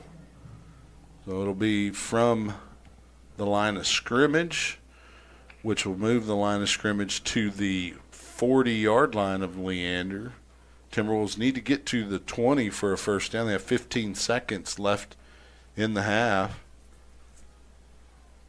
I would expect them to be throwing to the end zone on the next couple of 2 or 3 plays here. Oh, for sure. The way he's been slinging it all night. And the Lions do have 8 defenders back, a 3-man front. One of those is even standing up. He's got some pressure on Cooper, and they had a little tunnel screen for Johnson. It's going to fall incomplete, and the Lions sniffed that out. Coming out of there quickly was Caleb Lemire, the big fella, was looking for an easy shot at a little guy. Should have been looking to take that ball to the other side right there. He threw it like a meatball right there. 11 seconds remaining in the half. Pistol formation for the Timberwolves. It is a 3rd and 20. And you got to wonder, are they worried about making a mistake here? Are they going to try to take a big risk? Cooper drops straight back. He's got pressure. Steps up in the pocket. Goes deep. Down the sideline. It's going to fall incomplete. Pass intended for Jonah Johnson. 3 line defenders in the area down there.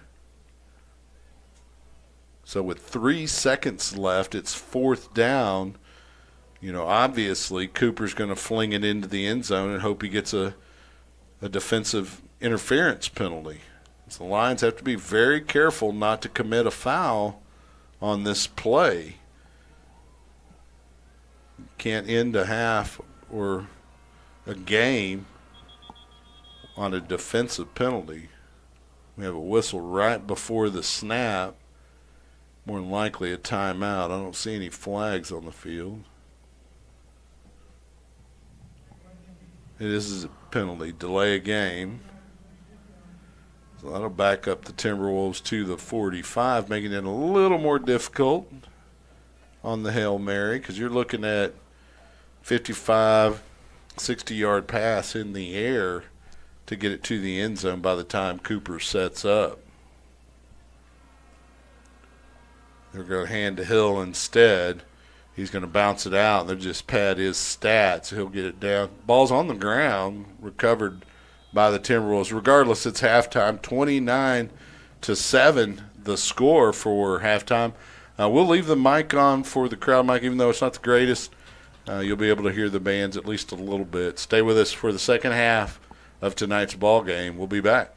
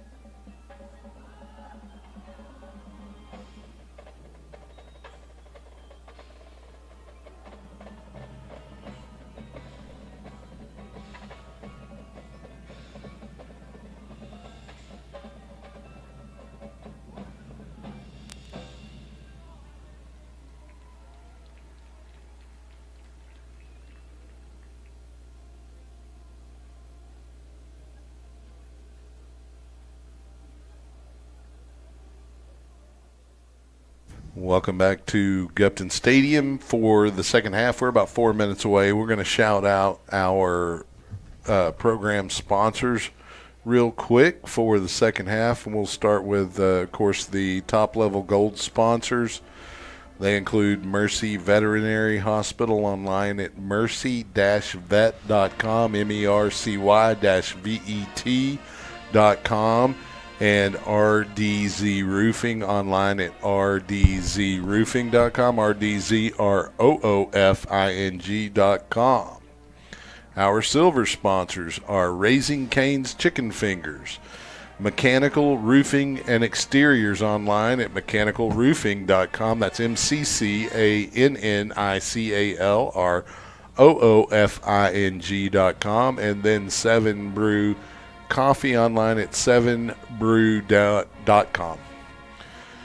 The bronze sponsors include Texas State Optical. They're online at tsocedarpark.com.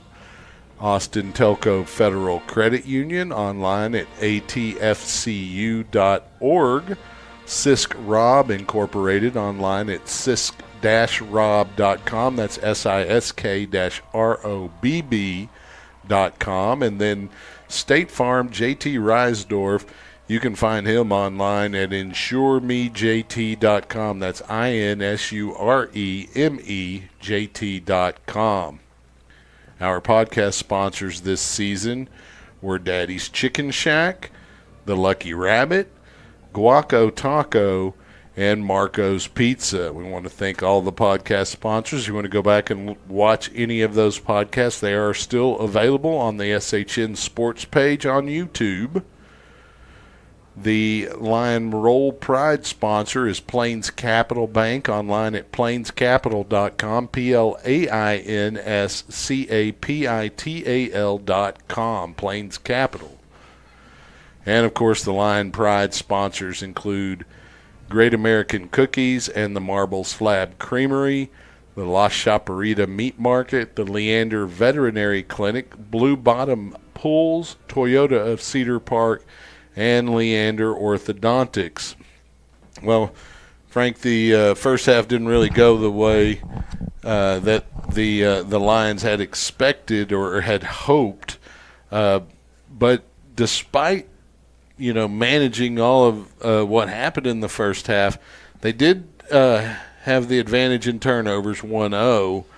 But the advantage on the scoreboard and really on the offensive side of the ball is going to fall to Cedar Park as they go into half with a 29-7 lead.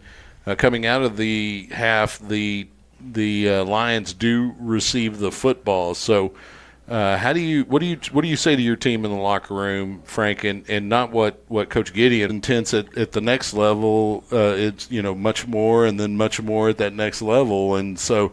But they're moving at a speed that is so fast. I miss things on my static computer screen at work when I'm doing my job. These guys are supposed to focus on a certain aspect of a play that's going on, and when I coached, I'd be wanting to coach the offensive line and focus on the offensive line, and I'd be watching the running backs. So it's not an easy thing, especially in real life time. Yeah, at a full sprint. And so there's the kick. And it's going to be Malachi Ramos on the return. He's going to carry it up over the 25 to about the 29, and they're going to mark it at the 28. Yeah, Leander's got a chance to spark something up right here. I mean, you got nothing to lose at this point. Yeah, and they need to try to get some momentum here early on this drive. Preferably, it would be nice to happen in a play or two. But you also want to look at strategy as well. One way to prevent the Cedar Park offense from getting a lot of points here in the second half is to keep the football away from them. The way that you do that is you get first downs. But you'll take a big play wherever they present themselves. 3 receivers top of the formation for Mason Montgomery. He's going to take the snap, fake to Gordon, pump fake, down the seam. And it is tipped at the last second. He had a receiver in Braxton Hernandez on a kind of a deep post, And then coming across the field was Bennett Patton. Got a hand on that football and really would have been an incredible catch, but he had an opportunity to try to pick that off. That would have evened the turnover battle for the Timberwolves. The Lions will line up with 3 receivers on the near side of the formation. There's Montgomery, takes the snap, goes to the right side of the formation. It's incomplete. Intended for Isaac Montgomery, and 2 incompletions and about 17 seconds off of the third quarter clock, and it is 3rd and 10 for the Lion offense, and you got to find that big play. Yeah, that's pretty tough right there. 17 seconds behind the ball already. Well, the positive thing, if we're looking for a positive thing, and things have not been going positively for the Lions tonight, is we're not behind the chains, but we're not ahead of them either. 3rd down and 10. Montgomery with Gordon just to his right. They're going to throw a pass in the flat. It's going to be complete to number 12, Jaden Conley. He's going to pick up about a yard to the 29. And the Lions will bring the punting unit out with 11:26 and counting. Back deep to receive this punt, Kyson Pham for the Timberwolves. This might be a moment for a fake, but you just got to punt it away and try to see if your defense can do something here in this situation. Deep snap. Rodriguez gets his toe into it. He's got a nice high punt, but it's going to take a Timberwolf roll back to about the 47, maybe 48. It's going to be downed by Jackson Arnold.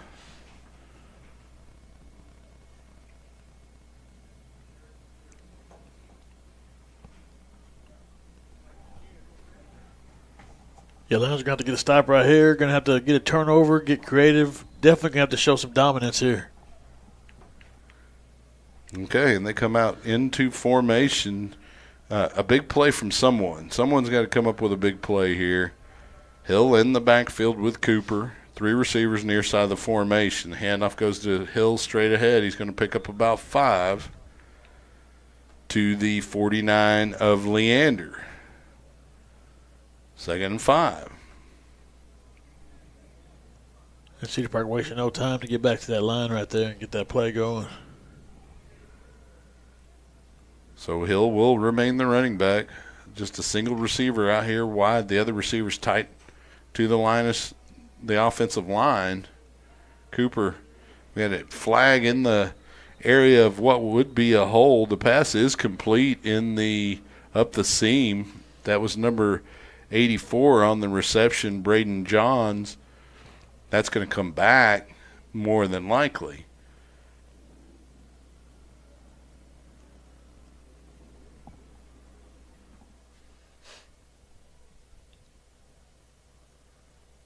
A little bit of a discussion by the referees. And it's not going to come back. The penalty's against Leander. Of course it is. Yeah, I'm not surprised. Oh, there's a hands to the face. You know, when Lexon Cordova's helmet gets removed from his head, that's not hands to the face, but this is a 15-yard penalty, and it goes all the way down to the 20-yard line. That looks like more than 15 yards to me. Yeah. I think they got like a 30-yard gain on the play. Maybe I'm wrong, but yeah, 10, 20? Got 30 yards right there. Just what about. Is going on? Must have been a spot foul, I suppose. Or maybe I it was didn't get the memo on that one. Maybe it's half the distance at the end of the gain. So Hill on the carry off the left side just hurdles a big pile of guys for a first down inside the 5.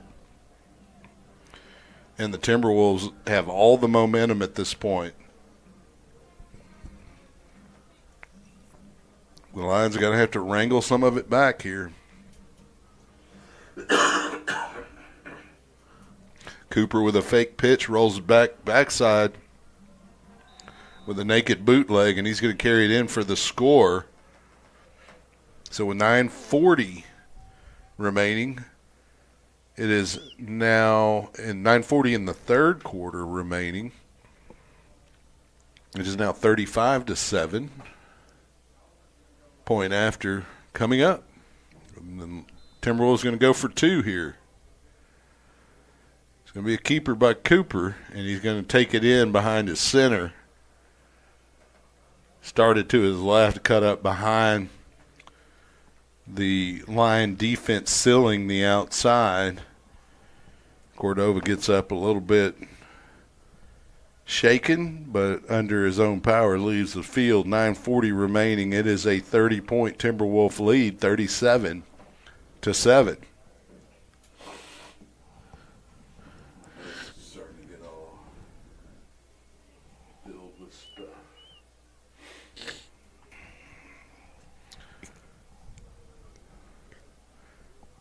Yeah, I'm kind of at a loss here, Frank, on how to approach the remainder of this game. From a strategic point of view, the Lions really have had a couple of opportunities in moments where they were able to stop the Timberwolf offense, but overall the Timberwolves have moved the ball pretty easily against the Lions defensively through this first half of the game and a little bit of the first part of the second half. Yeah, they continue to get that movement from the front line. They got their own unit over on that side over there that's doing pretty good tonight.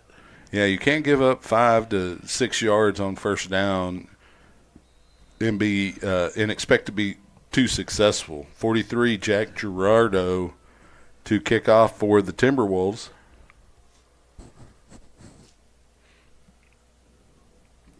It's going to be a high kick in the center of the field. Malachi Ramos fakes a pitch to Isaac Montgomery, carries up over the 20 to about the 21. He's about one tackle away from a touchdown right there. Yeah, he was close. Number 24, Lucas Valoria on the stop, and the referee actually spots it where I thought he should have spotted it, on the 21. So Leander with their second possession of the second half. They're like not only goblins and ghouls are spooky on Halloween, but also refs are too. Yeah, they are. Well, that's something you could dress as on Halloween. I wonder if officials take their uniforms and just slap them on. Right, with a basket full of flags. Go to a costume party. The keeper by Mason Montgomery on the fake zone play. He's going to carry it up to about the 28-yard line. He's about 3 yards shy of the line needed for a first. So it'll be 2nd and 3. Actually, he's 2nd and 2 because they gave him the 29. The Lions will break the huddle on 2nd and short. Clock moving at 9 minutes remaining in the third.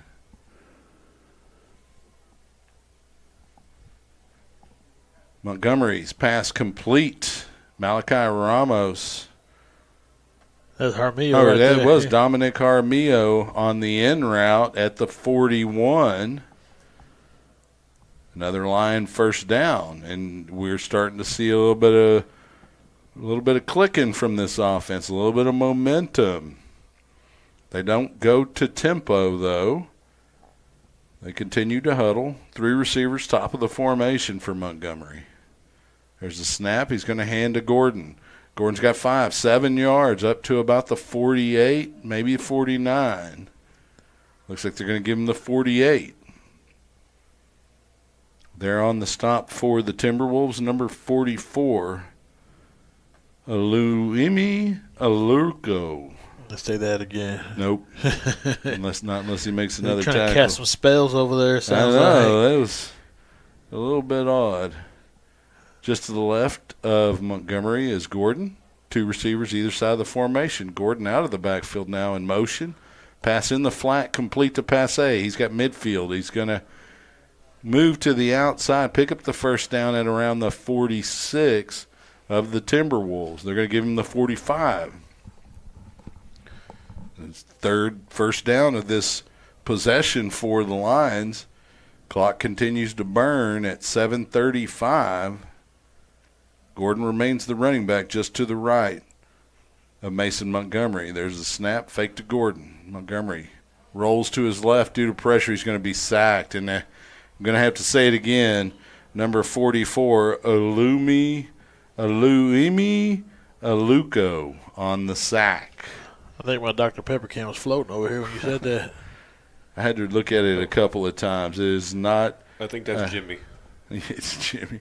That's how it's pronounced. My son knew him from soccer. Oh, is that right? He goes by Jimmy?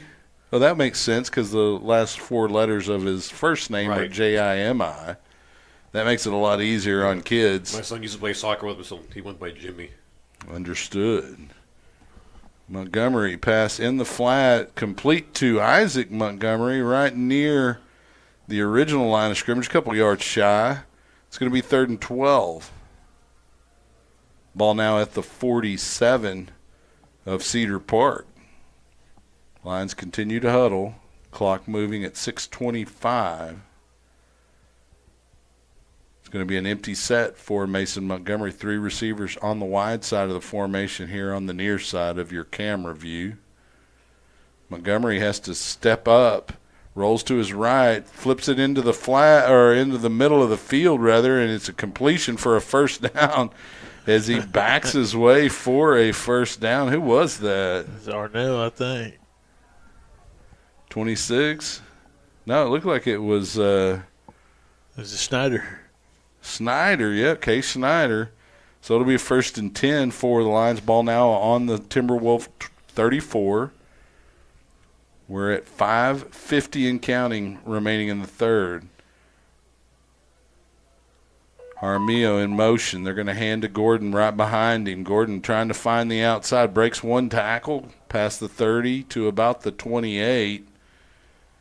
So a gain of about 6 yards. 2nd and 4, 5:37 on the clock. It'll stop with Gordon going out of bounds. Play clock is at 18 seconds. Gordon remains the running back. 3 receivers on the narrow half of the formation. There's a snap, fake to Gordon. Montgomery flushed out of the pocket. He's going to be sacked at the 39. He just got tripped up. He kind of lost his footing, and it'll be now 2nd and 15. Clock continues to move at 5:20. The Lions will take their time in the huddle. Play clock at 20 seconds.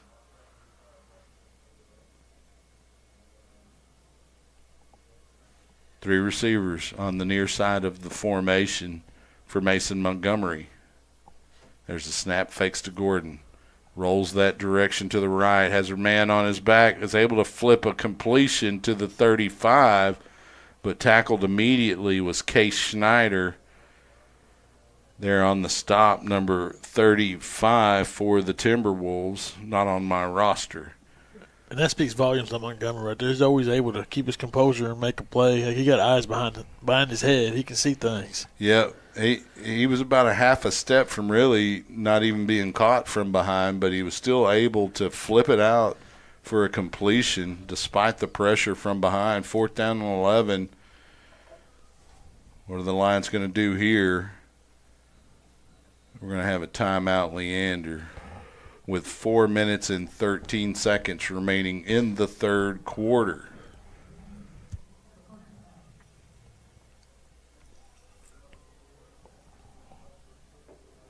Yeah, Leander's got to find a quick way to score real quick because it burned off some time right there. Quite a bit of it. Yeah, I think at this point you just want to get points, right? Yeah. There's still enough football to be played that if things break a certain way, you could give yourself an opportunity to win. But at this point, you just want to take what the defense is giving you. You got to find something here on 4th and 11, though, to keep the offense on the field. because that is one thing you don't want to do is turn it back over to the Timberwolves, because what they're going to do is burn clock. And they've shown that they can run the football well enough to do that. So the teams will break from the sidelines into formation out of the timeout. 4:13 remaining here in the third. Gordon and Montgomery in the backfield for the Lions. Two receivers way wide on each side of the formation.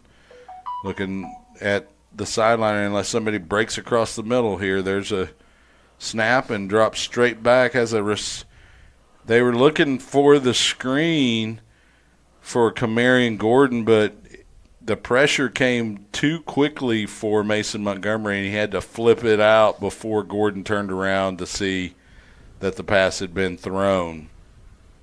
The clock will stop and possession will change with 4 minutes, 8 seconds remaining in the third. The Timberwolves will huddle on the sideline. They'll have it on their own 35 after the incompletion. They still come out with their starters in a pistol formation, tight formation of the receivers.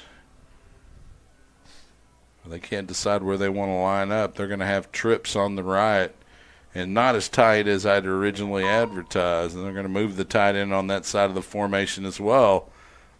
Then they're going to hand to Hill straight ahead, and he's going to pick up about 8 yards, make it 9 to the 44. Chase Milne on the stop.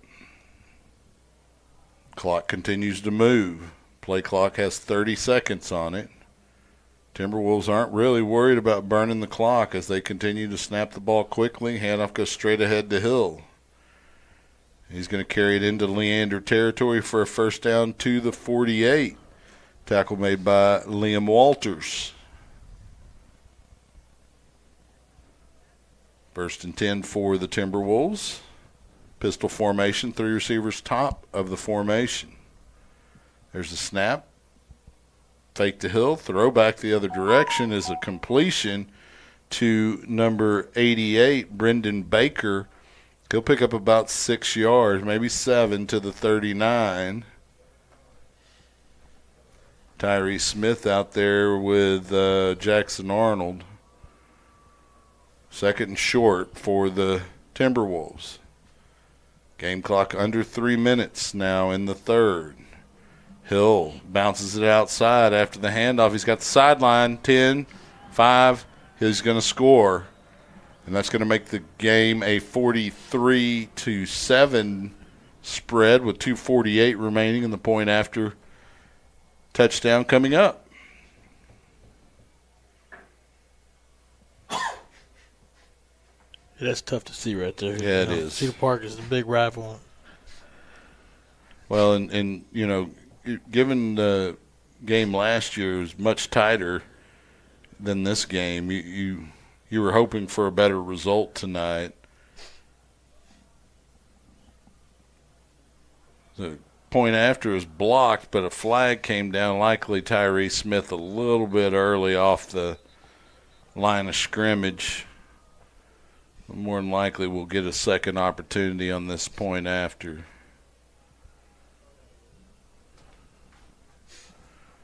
Not really going to make much of a difference in the game at this point, I don't believe. But they will go through all of the normal process here. Assess a half the distance to the goal line penalty, which will put the football on about the 1.5. And then the point after by Jack Girardo will be attempted once again.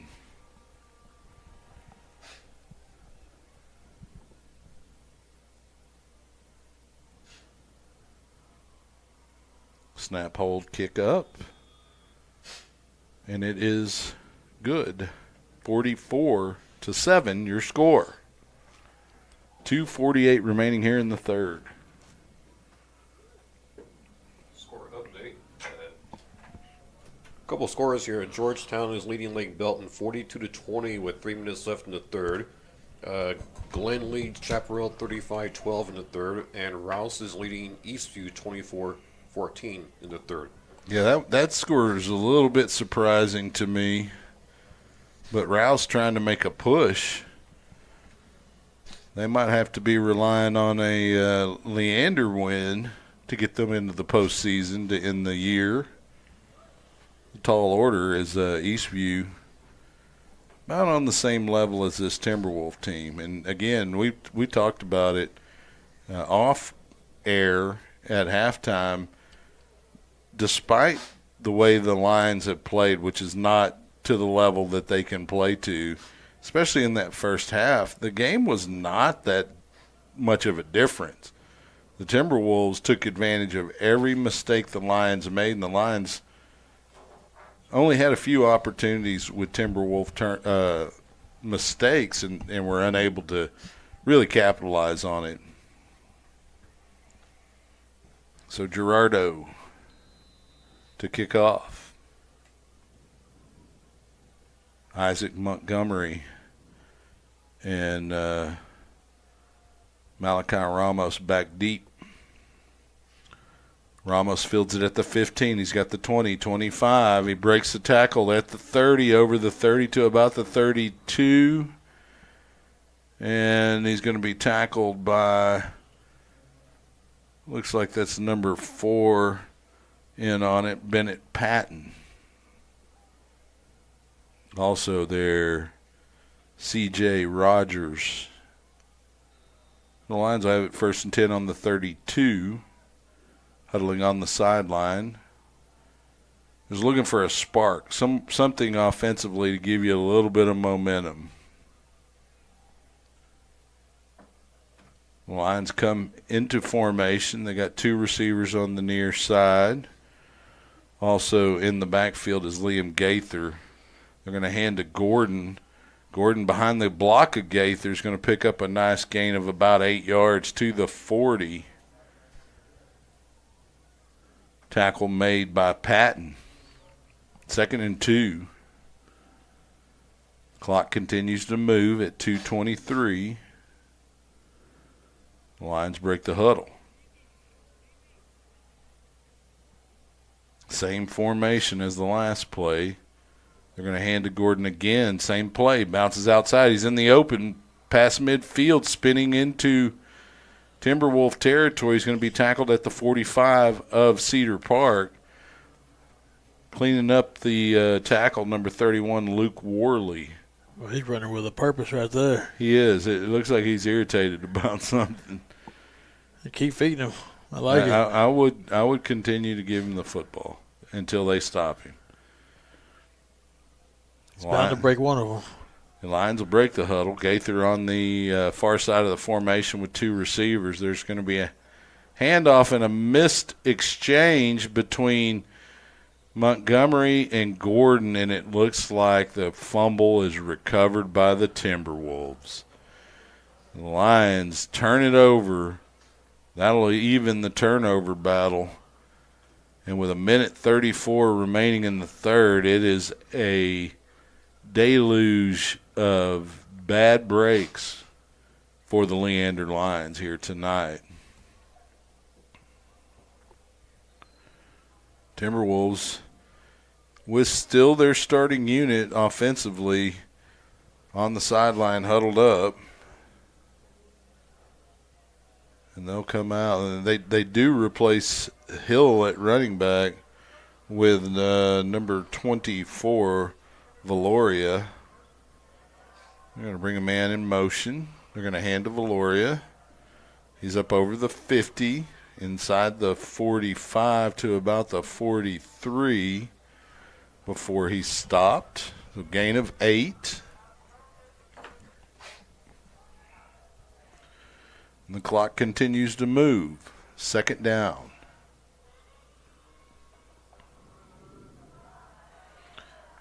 Pistol formation with Valoria right behind Cooper. They're going to hand to Valoria. No, it's a fake. Cooper rolls to his right. He's got plenty of time. Now he's getting some pressure. He's coming back the near side.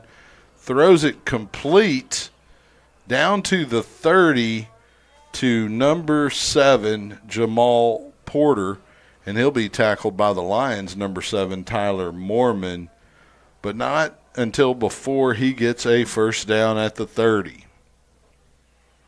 45 seconds remaining here in the third. Pistol formation with 4 wide receivers, 2 on either side of the formation. Check that there's 3 wide receivers. They bring in Baker as an H-back.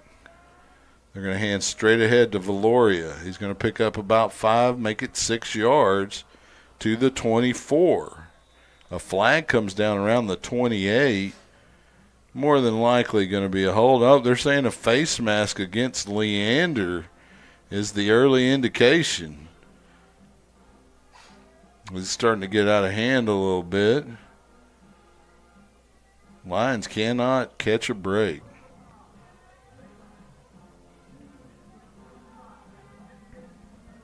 So it is a face mask penalty. And I couldn't really get the number. I think maybe they said it was on Garrett Sisk, 35. He's out playing linebacker right now. First down and 10. Cooper with an empty set takes the snap, rolls to his right. Throws backside to his tackle. He's got the ball down to the 5. That's number 78, I think. Jacob Slaughter. And they tried a little refrigerator Perry type action, and he showed pretty good foot speed for a big fella. He's going to pick up about 8 yards down to the 5. It's always fun to watch the big guys get the ball. Yeah, even if it's happening against you. Yeah. Big boy touchdowns should always be on the highlights. Yeah. If they occur. 12 minutes remaining in tonight's ball game. Pretty well a decided contest at this point, but the Lions looking to, build a little bit of pride here. They need to get a stop to start and then some points.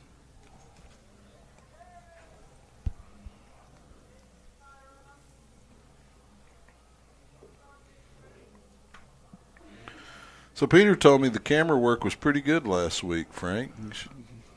Not bad from trying to call and run from the inside right here. Yeah, take a victory lap.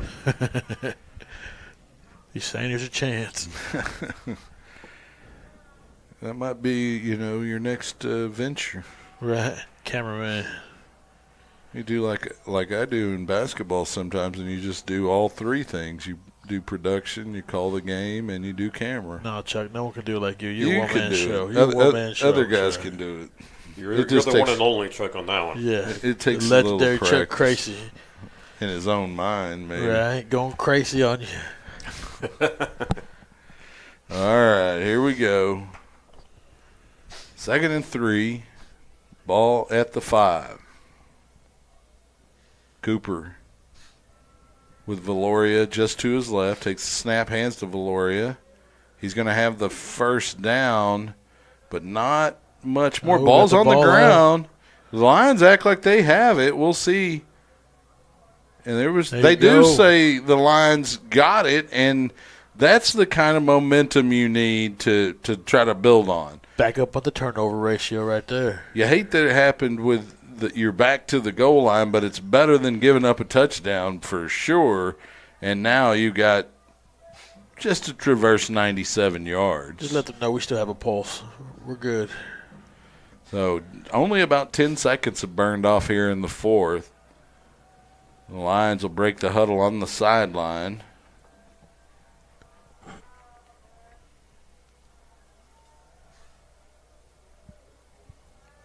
You got to get some yards here on first down. Give yourself a little bit of breathing room. Montgomery's about 3 yards deep in the end zone. Takes the snap, hands to Gordon. Gordon's going to get it out to about the 4. So a gain of really only about a yard. 2nd down and 9. Play clock at 28 seconds. The game clock continues to move, currently at 11:25. Play clock at 15 now. The Lions will break the huddle. Gordon, the running back. 3 receivers top of the formation for Mason Montgomery. He's going to roll that direction. Looking downfield, throws across his body. Pass is complete.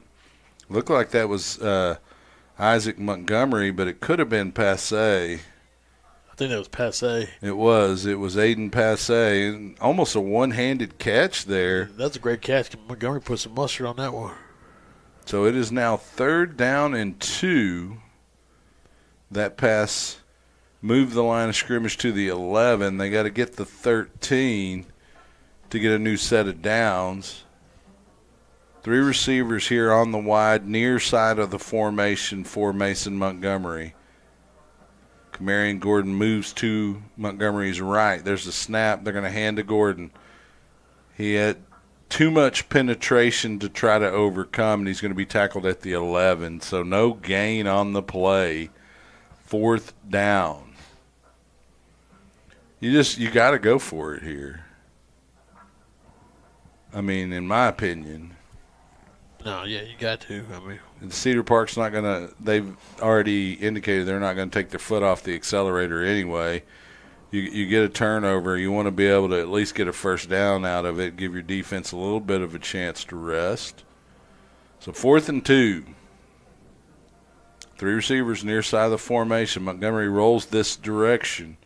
Looking downfield, tucks it, runs back the other way. He's now all the way back into his own end zone, looking to throw. He's able to get out, and the fumble on the 2, it doesn't matter. It's going to be Cedar Park football regardless on the 2-yard line because he was down coming out of the end zone. And so really about a minute of play clock or game clock and no real change in the field position for Cedar Park. Yeah, that's tough. You almost like to see him just tuck and run on that one right there. I think he got that. A little earlier than when he decided to do the tuck and run.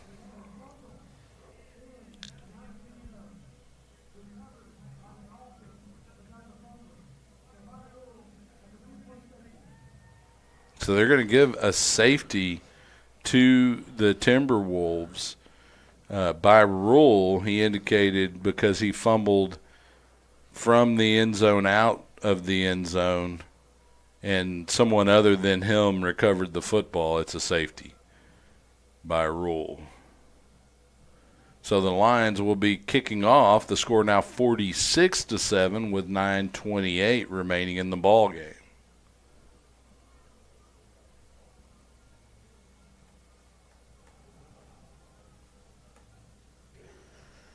Quick score update. Eastview is catching up to Rouse. It's 24-21 Rouse in the 4th. That doesn't surprise me. You don't know how much time's left, though. I don't know. And they're playing in Burgo Box, so. Well, Eastview's got they got talent. We talked to Coach about them a little bit. They've got a dynamic quarterback, and when you have a quarterback that can make plays with his feet and his hands, it really does give you an opportunity to make a comeback, especially if you grab some momentum. So the Lions will bring Rene Rodriguez and the kickoff unit out after the safety, the by rule safety. I'll have to accept his interpretation of the rule. Because I don't have a rule book to check. It's a house of rules. It's like when you play Monopoly at your cousin's house. Yeah. You have to go around twice before you get 200. Rodriguez, nice kick. It's going to roll all the way back to the 4 where Fom's going to pick it up. He's going to carry it to the 15, bounce outside. He bounces. Oh, no, he's in the open now. And you see why they want to kick away from him. He's going to get run down from really behind by the Lions' number 81, Xavier Frazier, junior wide receiver. There is a penalty flag down around the 27, more than likely an illegal block, although with the Lions' luck, it could be a face mask. Let's see what the call is.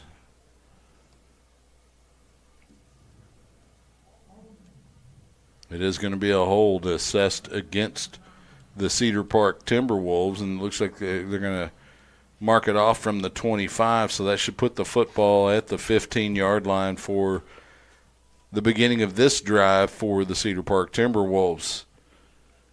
Game clock at 9 minutes, 16 seconds.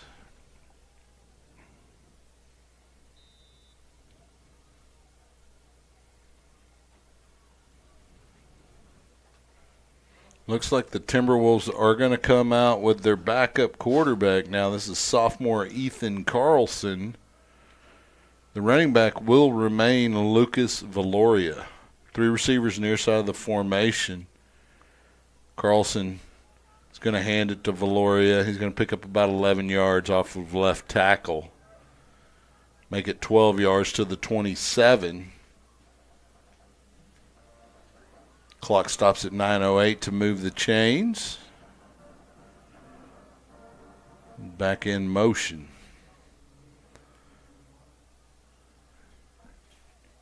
Carlson and the running back, number 24, Lucas Valoria, in the backfield for the Timberwolves. Hand off to Valoria again. He's quick. Up over the 35 to the 40. For another Timberwolf first down. You're kind of looking like Deuce Vaughn out there. He's quick, very quick. Good acceleration. Low center of gravity. He doesn't quite run with the power as Hill does, but he doesn't have the size either. Valoria, the running back to the right of Carlson. There's the snap. A handoff to Valoria again. He's up over midfield into line territory at around the 45. Tackle's going to be made by number 65, Dane Caldwell. Too far down the field. You know, you like the hustle from your defensive tackle, but you want him to make the tackle near the line of scrimmage.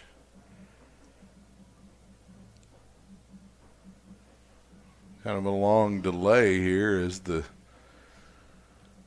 play clock runs down to about 5 seconds. Carlson with a snap, and they're going to hand to Valoria. He's going to get tackled for a short gain by number 5, Liam Walters. They're going to make the line of scrimmage the 44. And at this point, the Timberwolves are using as much of the play clock as they can. It's currently at 23 seconds. Game clock at 7:10.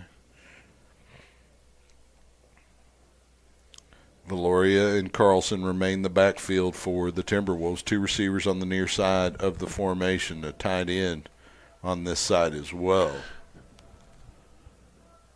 Carlson hands to Valoria. No, it was a pass. So he faked it to Valoria. And a little play action is incomplete, intended for number 17, Julian Williams. That will stop the clock with 6:50 remaining in the game. Yeah, it is 3rd and 8. He didn't see that ball coming. He got ear hold. Yeah, I didn't see it either. Hit him right inside the helmet. I thought that was the, continuation of the fake, because I just presumed that they were going to continue to run the football to burn the clock. Guess they wanted to see if Carlson could complete a pass. 3rd down. There's a snap. Carlson drops back. Hits Valoria in the flat. He got into the middle of the field and will pick up a first down at the 34 of Leander. Clock continues to move at about 6:35. Play clock at 30 seconds. Timberwolves can burn it down to about 6 minutes before they even snap the football.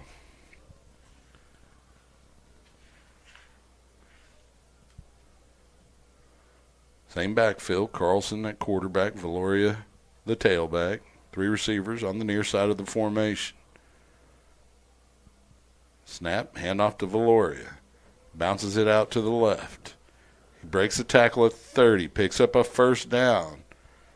They're going to say he went out of bounds at around the 24-yard line.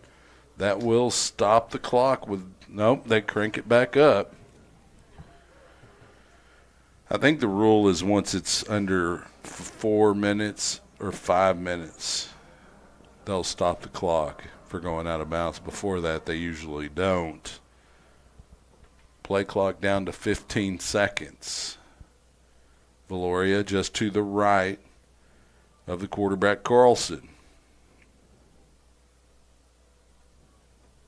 They're going to hand to Valoria. He makes one man miss and gets wrapped up at the 20, gain of about 4.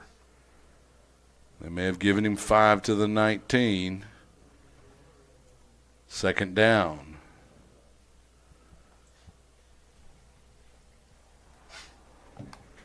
Clock continues to move at 5:05. The play clock at 22 seconds.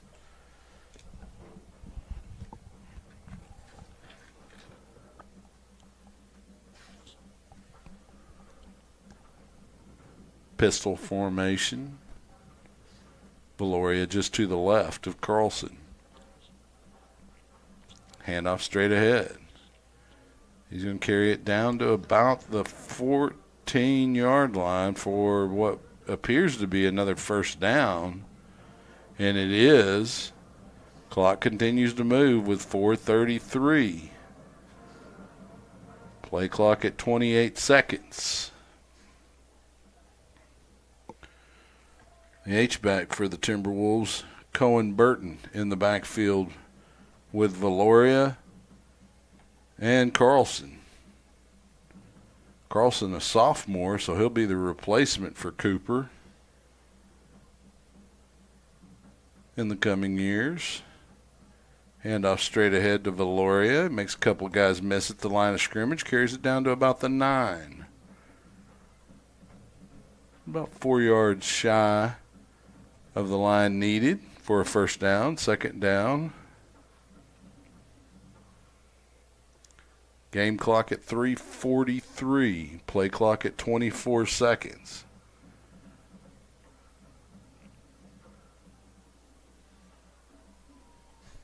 Timberwolves content with just burning as much clock as they can here. Valoria with Carlson in the backfield. There's the snap. They're going to hand to Valoria. Tackle for a loss. Several lines in on that. Not sure who ended up making that initial tackle. 3rd down and 8.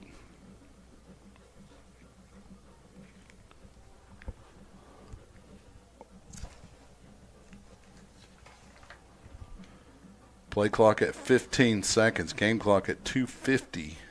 And they got Charlie Nickel on the tackle right there. 3rd down for Carlson. Looks like Fam's in the game. They're going to give it to Fam. They're at running back. He's going to be tackled by number 5, Liam Walters, and number 25, Charlie Nickel. And so no gain on that play for Fam, and it's going to be 4th down. Clock is going to burn down to the 2-minute timeout because we're going to get there before the play clock expires. And so the teams will take the 2-minute timeout. And this game obviously decided. Timberwolves on top big by a score of 46-7. Just want to remind you that next Friday, a week from tonight at AC Bible, it will be senior night for this Leander Line program, this iteration of Lions, and would like to see you out as the Lions take on the Eastview Patriots. You got some score updates, sounds like, Juan. I do have an update. Time just ran out in Burgle Box, so Rouse does defeat Eastview 24-21. Wow. So Rouse trying to make a late push for a playoff spot. And the Lions can do them a big favor in that endeavor by getting a win against Eastview next week. Or at least I believe that'll do them a favor. So we're going to have a field goal attempt out of the 2-minute timeout. And the field goal kicker that has come out is Jack Gerardo. Snap, hold, kick is up. Appears to be good. Nope, they're going to say it was no good, so he's a little bit wide right. So the Lions will have the football with 1:56 remaining, deep in their own territory, but around the 20-yard line. So you just got to get some confidence, some momentum, pick up your pride a little bit here in the last 2 minutes and just play hard, right? You got to find something here. Yep, I mean, pump the stats up a little bit for yourself. Well, and you don't want to look at film tomorrow and be like, what did I do in the last 2 minutes? And it looks like the Lions are missing a tackle out on their offensive line. And they're going to have to burn a timeout. And they do. So they'll discuss what they're going to do here. And, you know, you're not really using that timeout, but that's one of the worst feelings in the world when you're on the bench and you don't think you're supposed to be in the game and you got a coach screaming at you. It's even worse when one coach tells you you're not coming back in the game and then the other coach is like, why aren't you in the game? Yeah, I'm sure he'll hear about it some more. Yeah, especially during film time. Oh, yeah. But he'll probably hear about it. He's probably already heard about it. Right. It'll be a handoff straight ahead. The Lions have a new quarterback in. That's Connor Worley, number 16, handing the football off. It looked like that was a new running back, too, although I missed the number on it. It was either Arnell or Coates.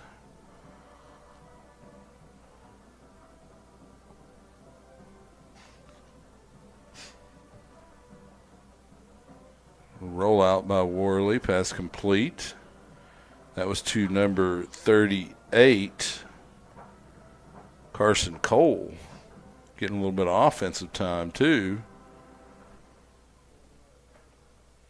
Unless, no, that was, unless that 6 was an 8. It was 30, no, it was Carson Cole. I had the number right and the name right.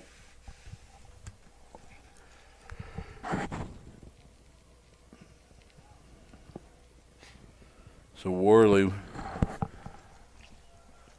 play clock has not started. There's 1:08 remaining. The penalty will be assessed against the Timberwolves. I didn't hear what the penalty was, but line of scrimmage is being moved forward in favor of Leander to the 42. I want to thank everyone for tuning in to tonight's contest. And again, remind you that we'll be bringing you the final game of the season for Leander, and that's Gordon Jay Coates on the handoff. He's going to carry it for a gain of about 4 to the 45. About 40 seconds left in tonight's game. Arnell into the game for Leander. Worley the quarterback. 2 receivers on the near side of the formation. Gaither the H-back. The handoff straight ahead. It's Arnell. Carries it over the 45 to about the 47, where it'll be 3rd down. There's about 15 seconds left in the ball game. We may not get another playoff here. Lions don't have to run a play, but it looks like they're going to try. We're down to 3 seconds. Worley gets the snap off, rolls to his left. Pass incomplete, intended for Jaden Conley. Tune in next week. Thank you again for listening to SHN Sports, your home for Lion football. We'll see you next time. Good night. Go Lions.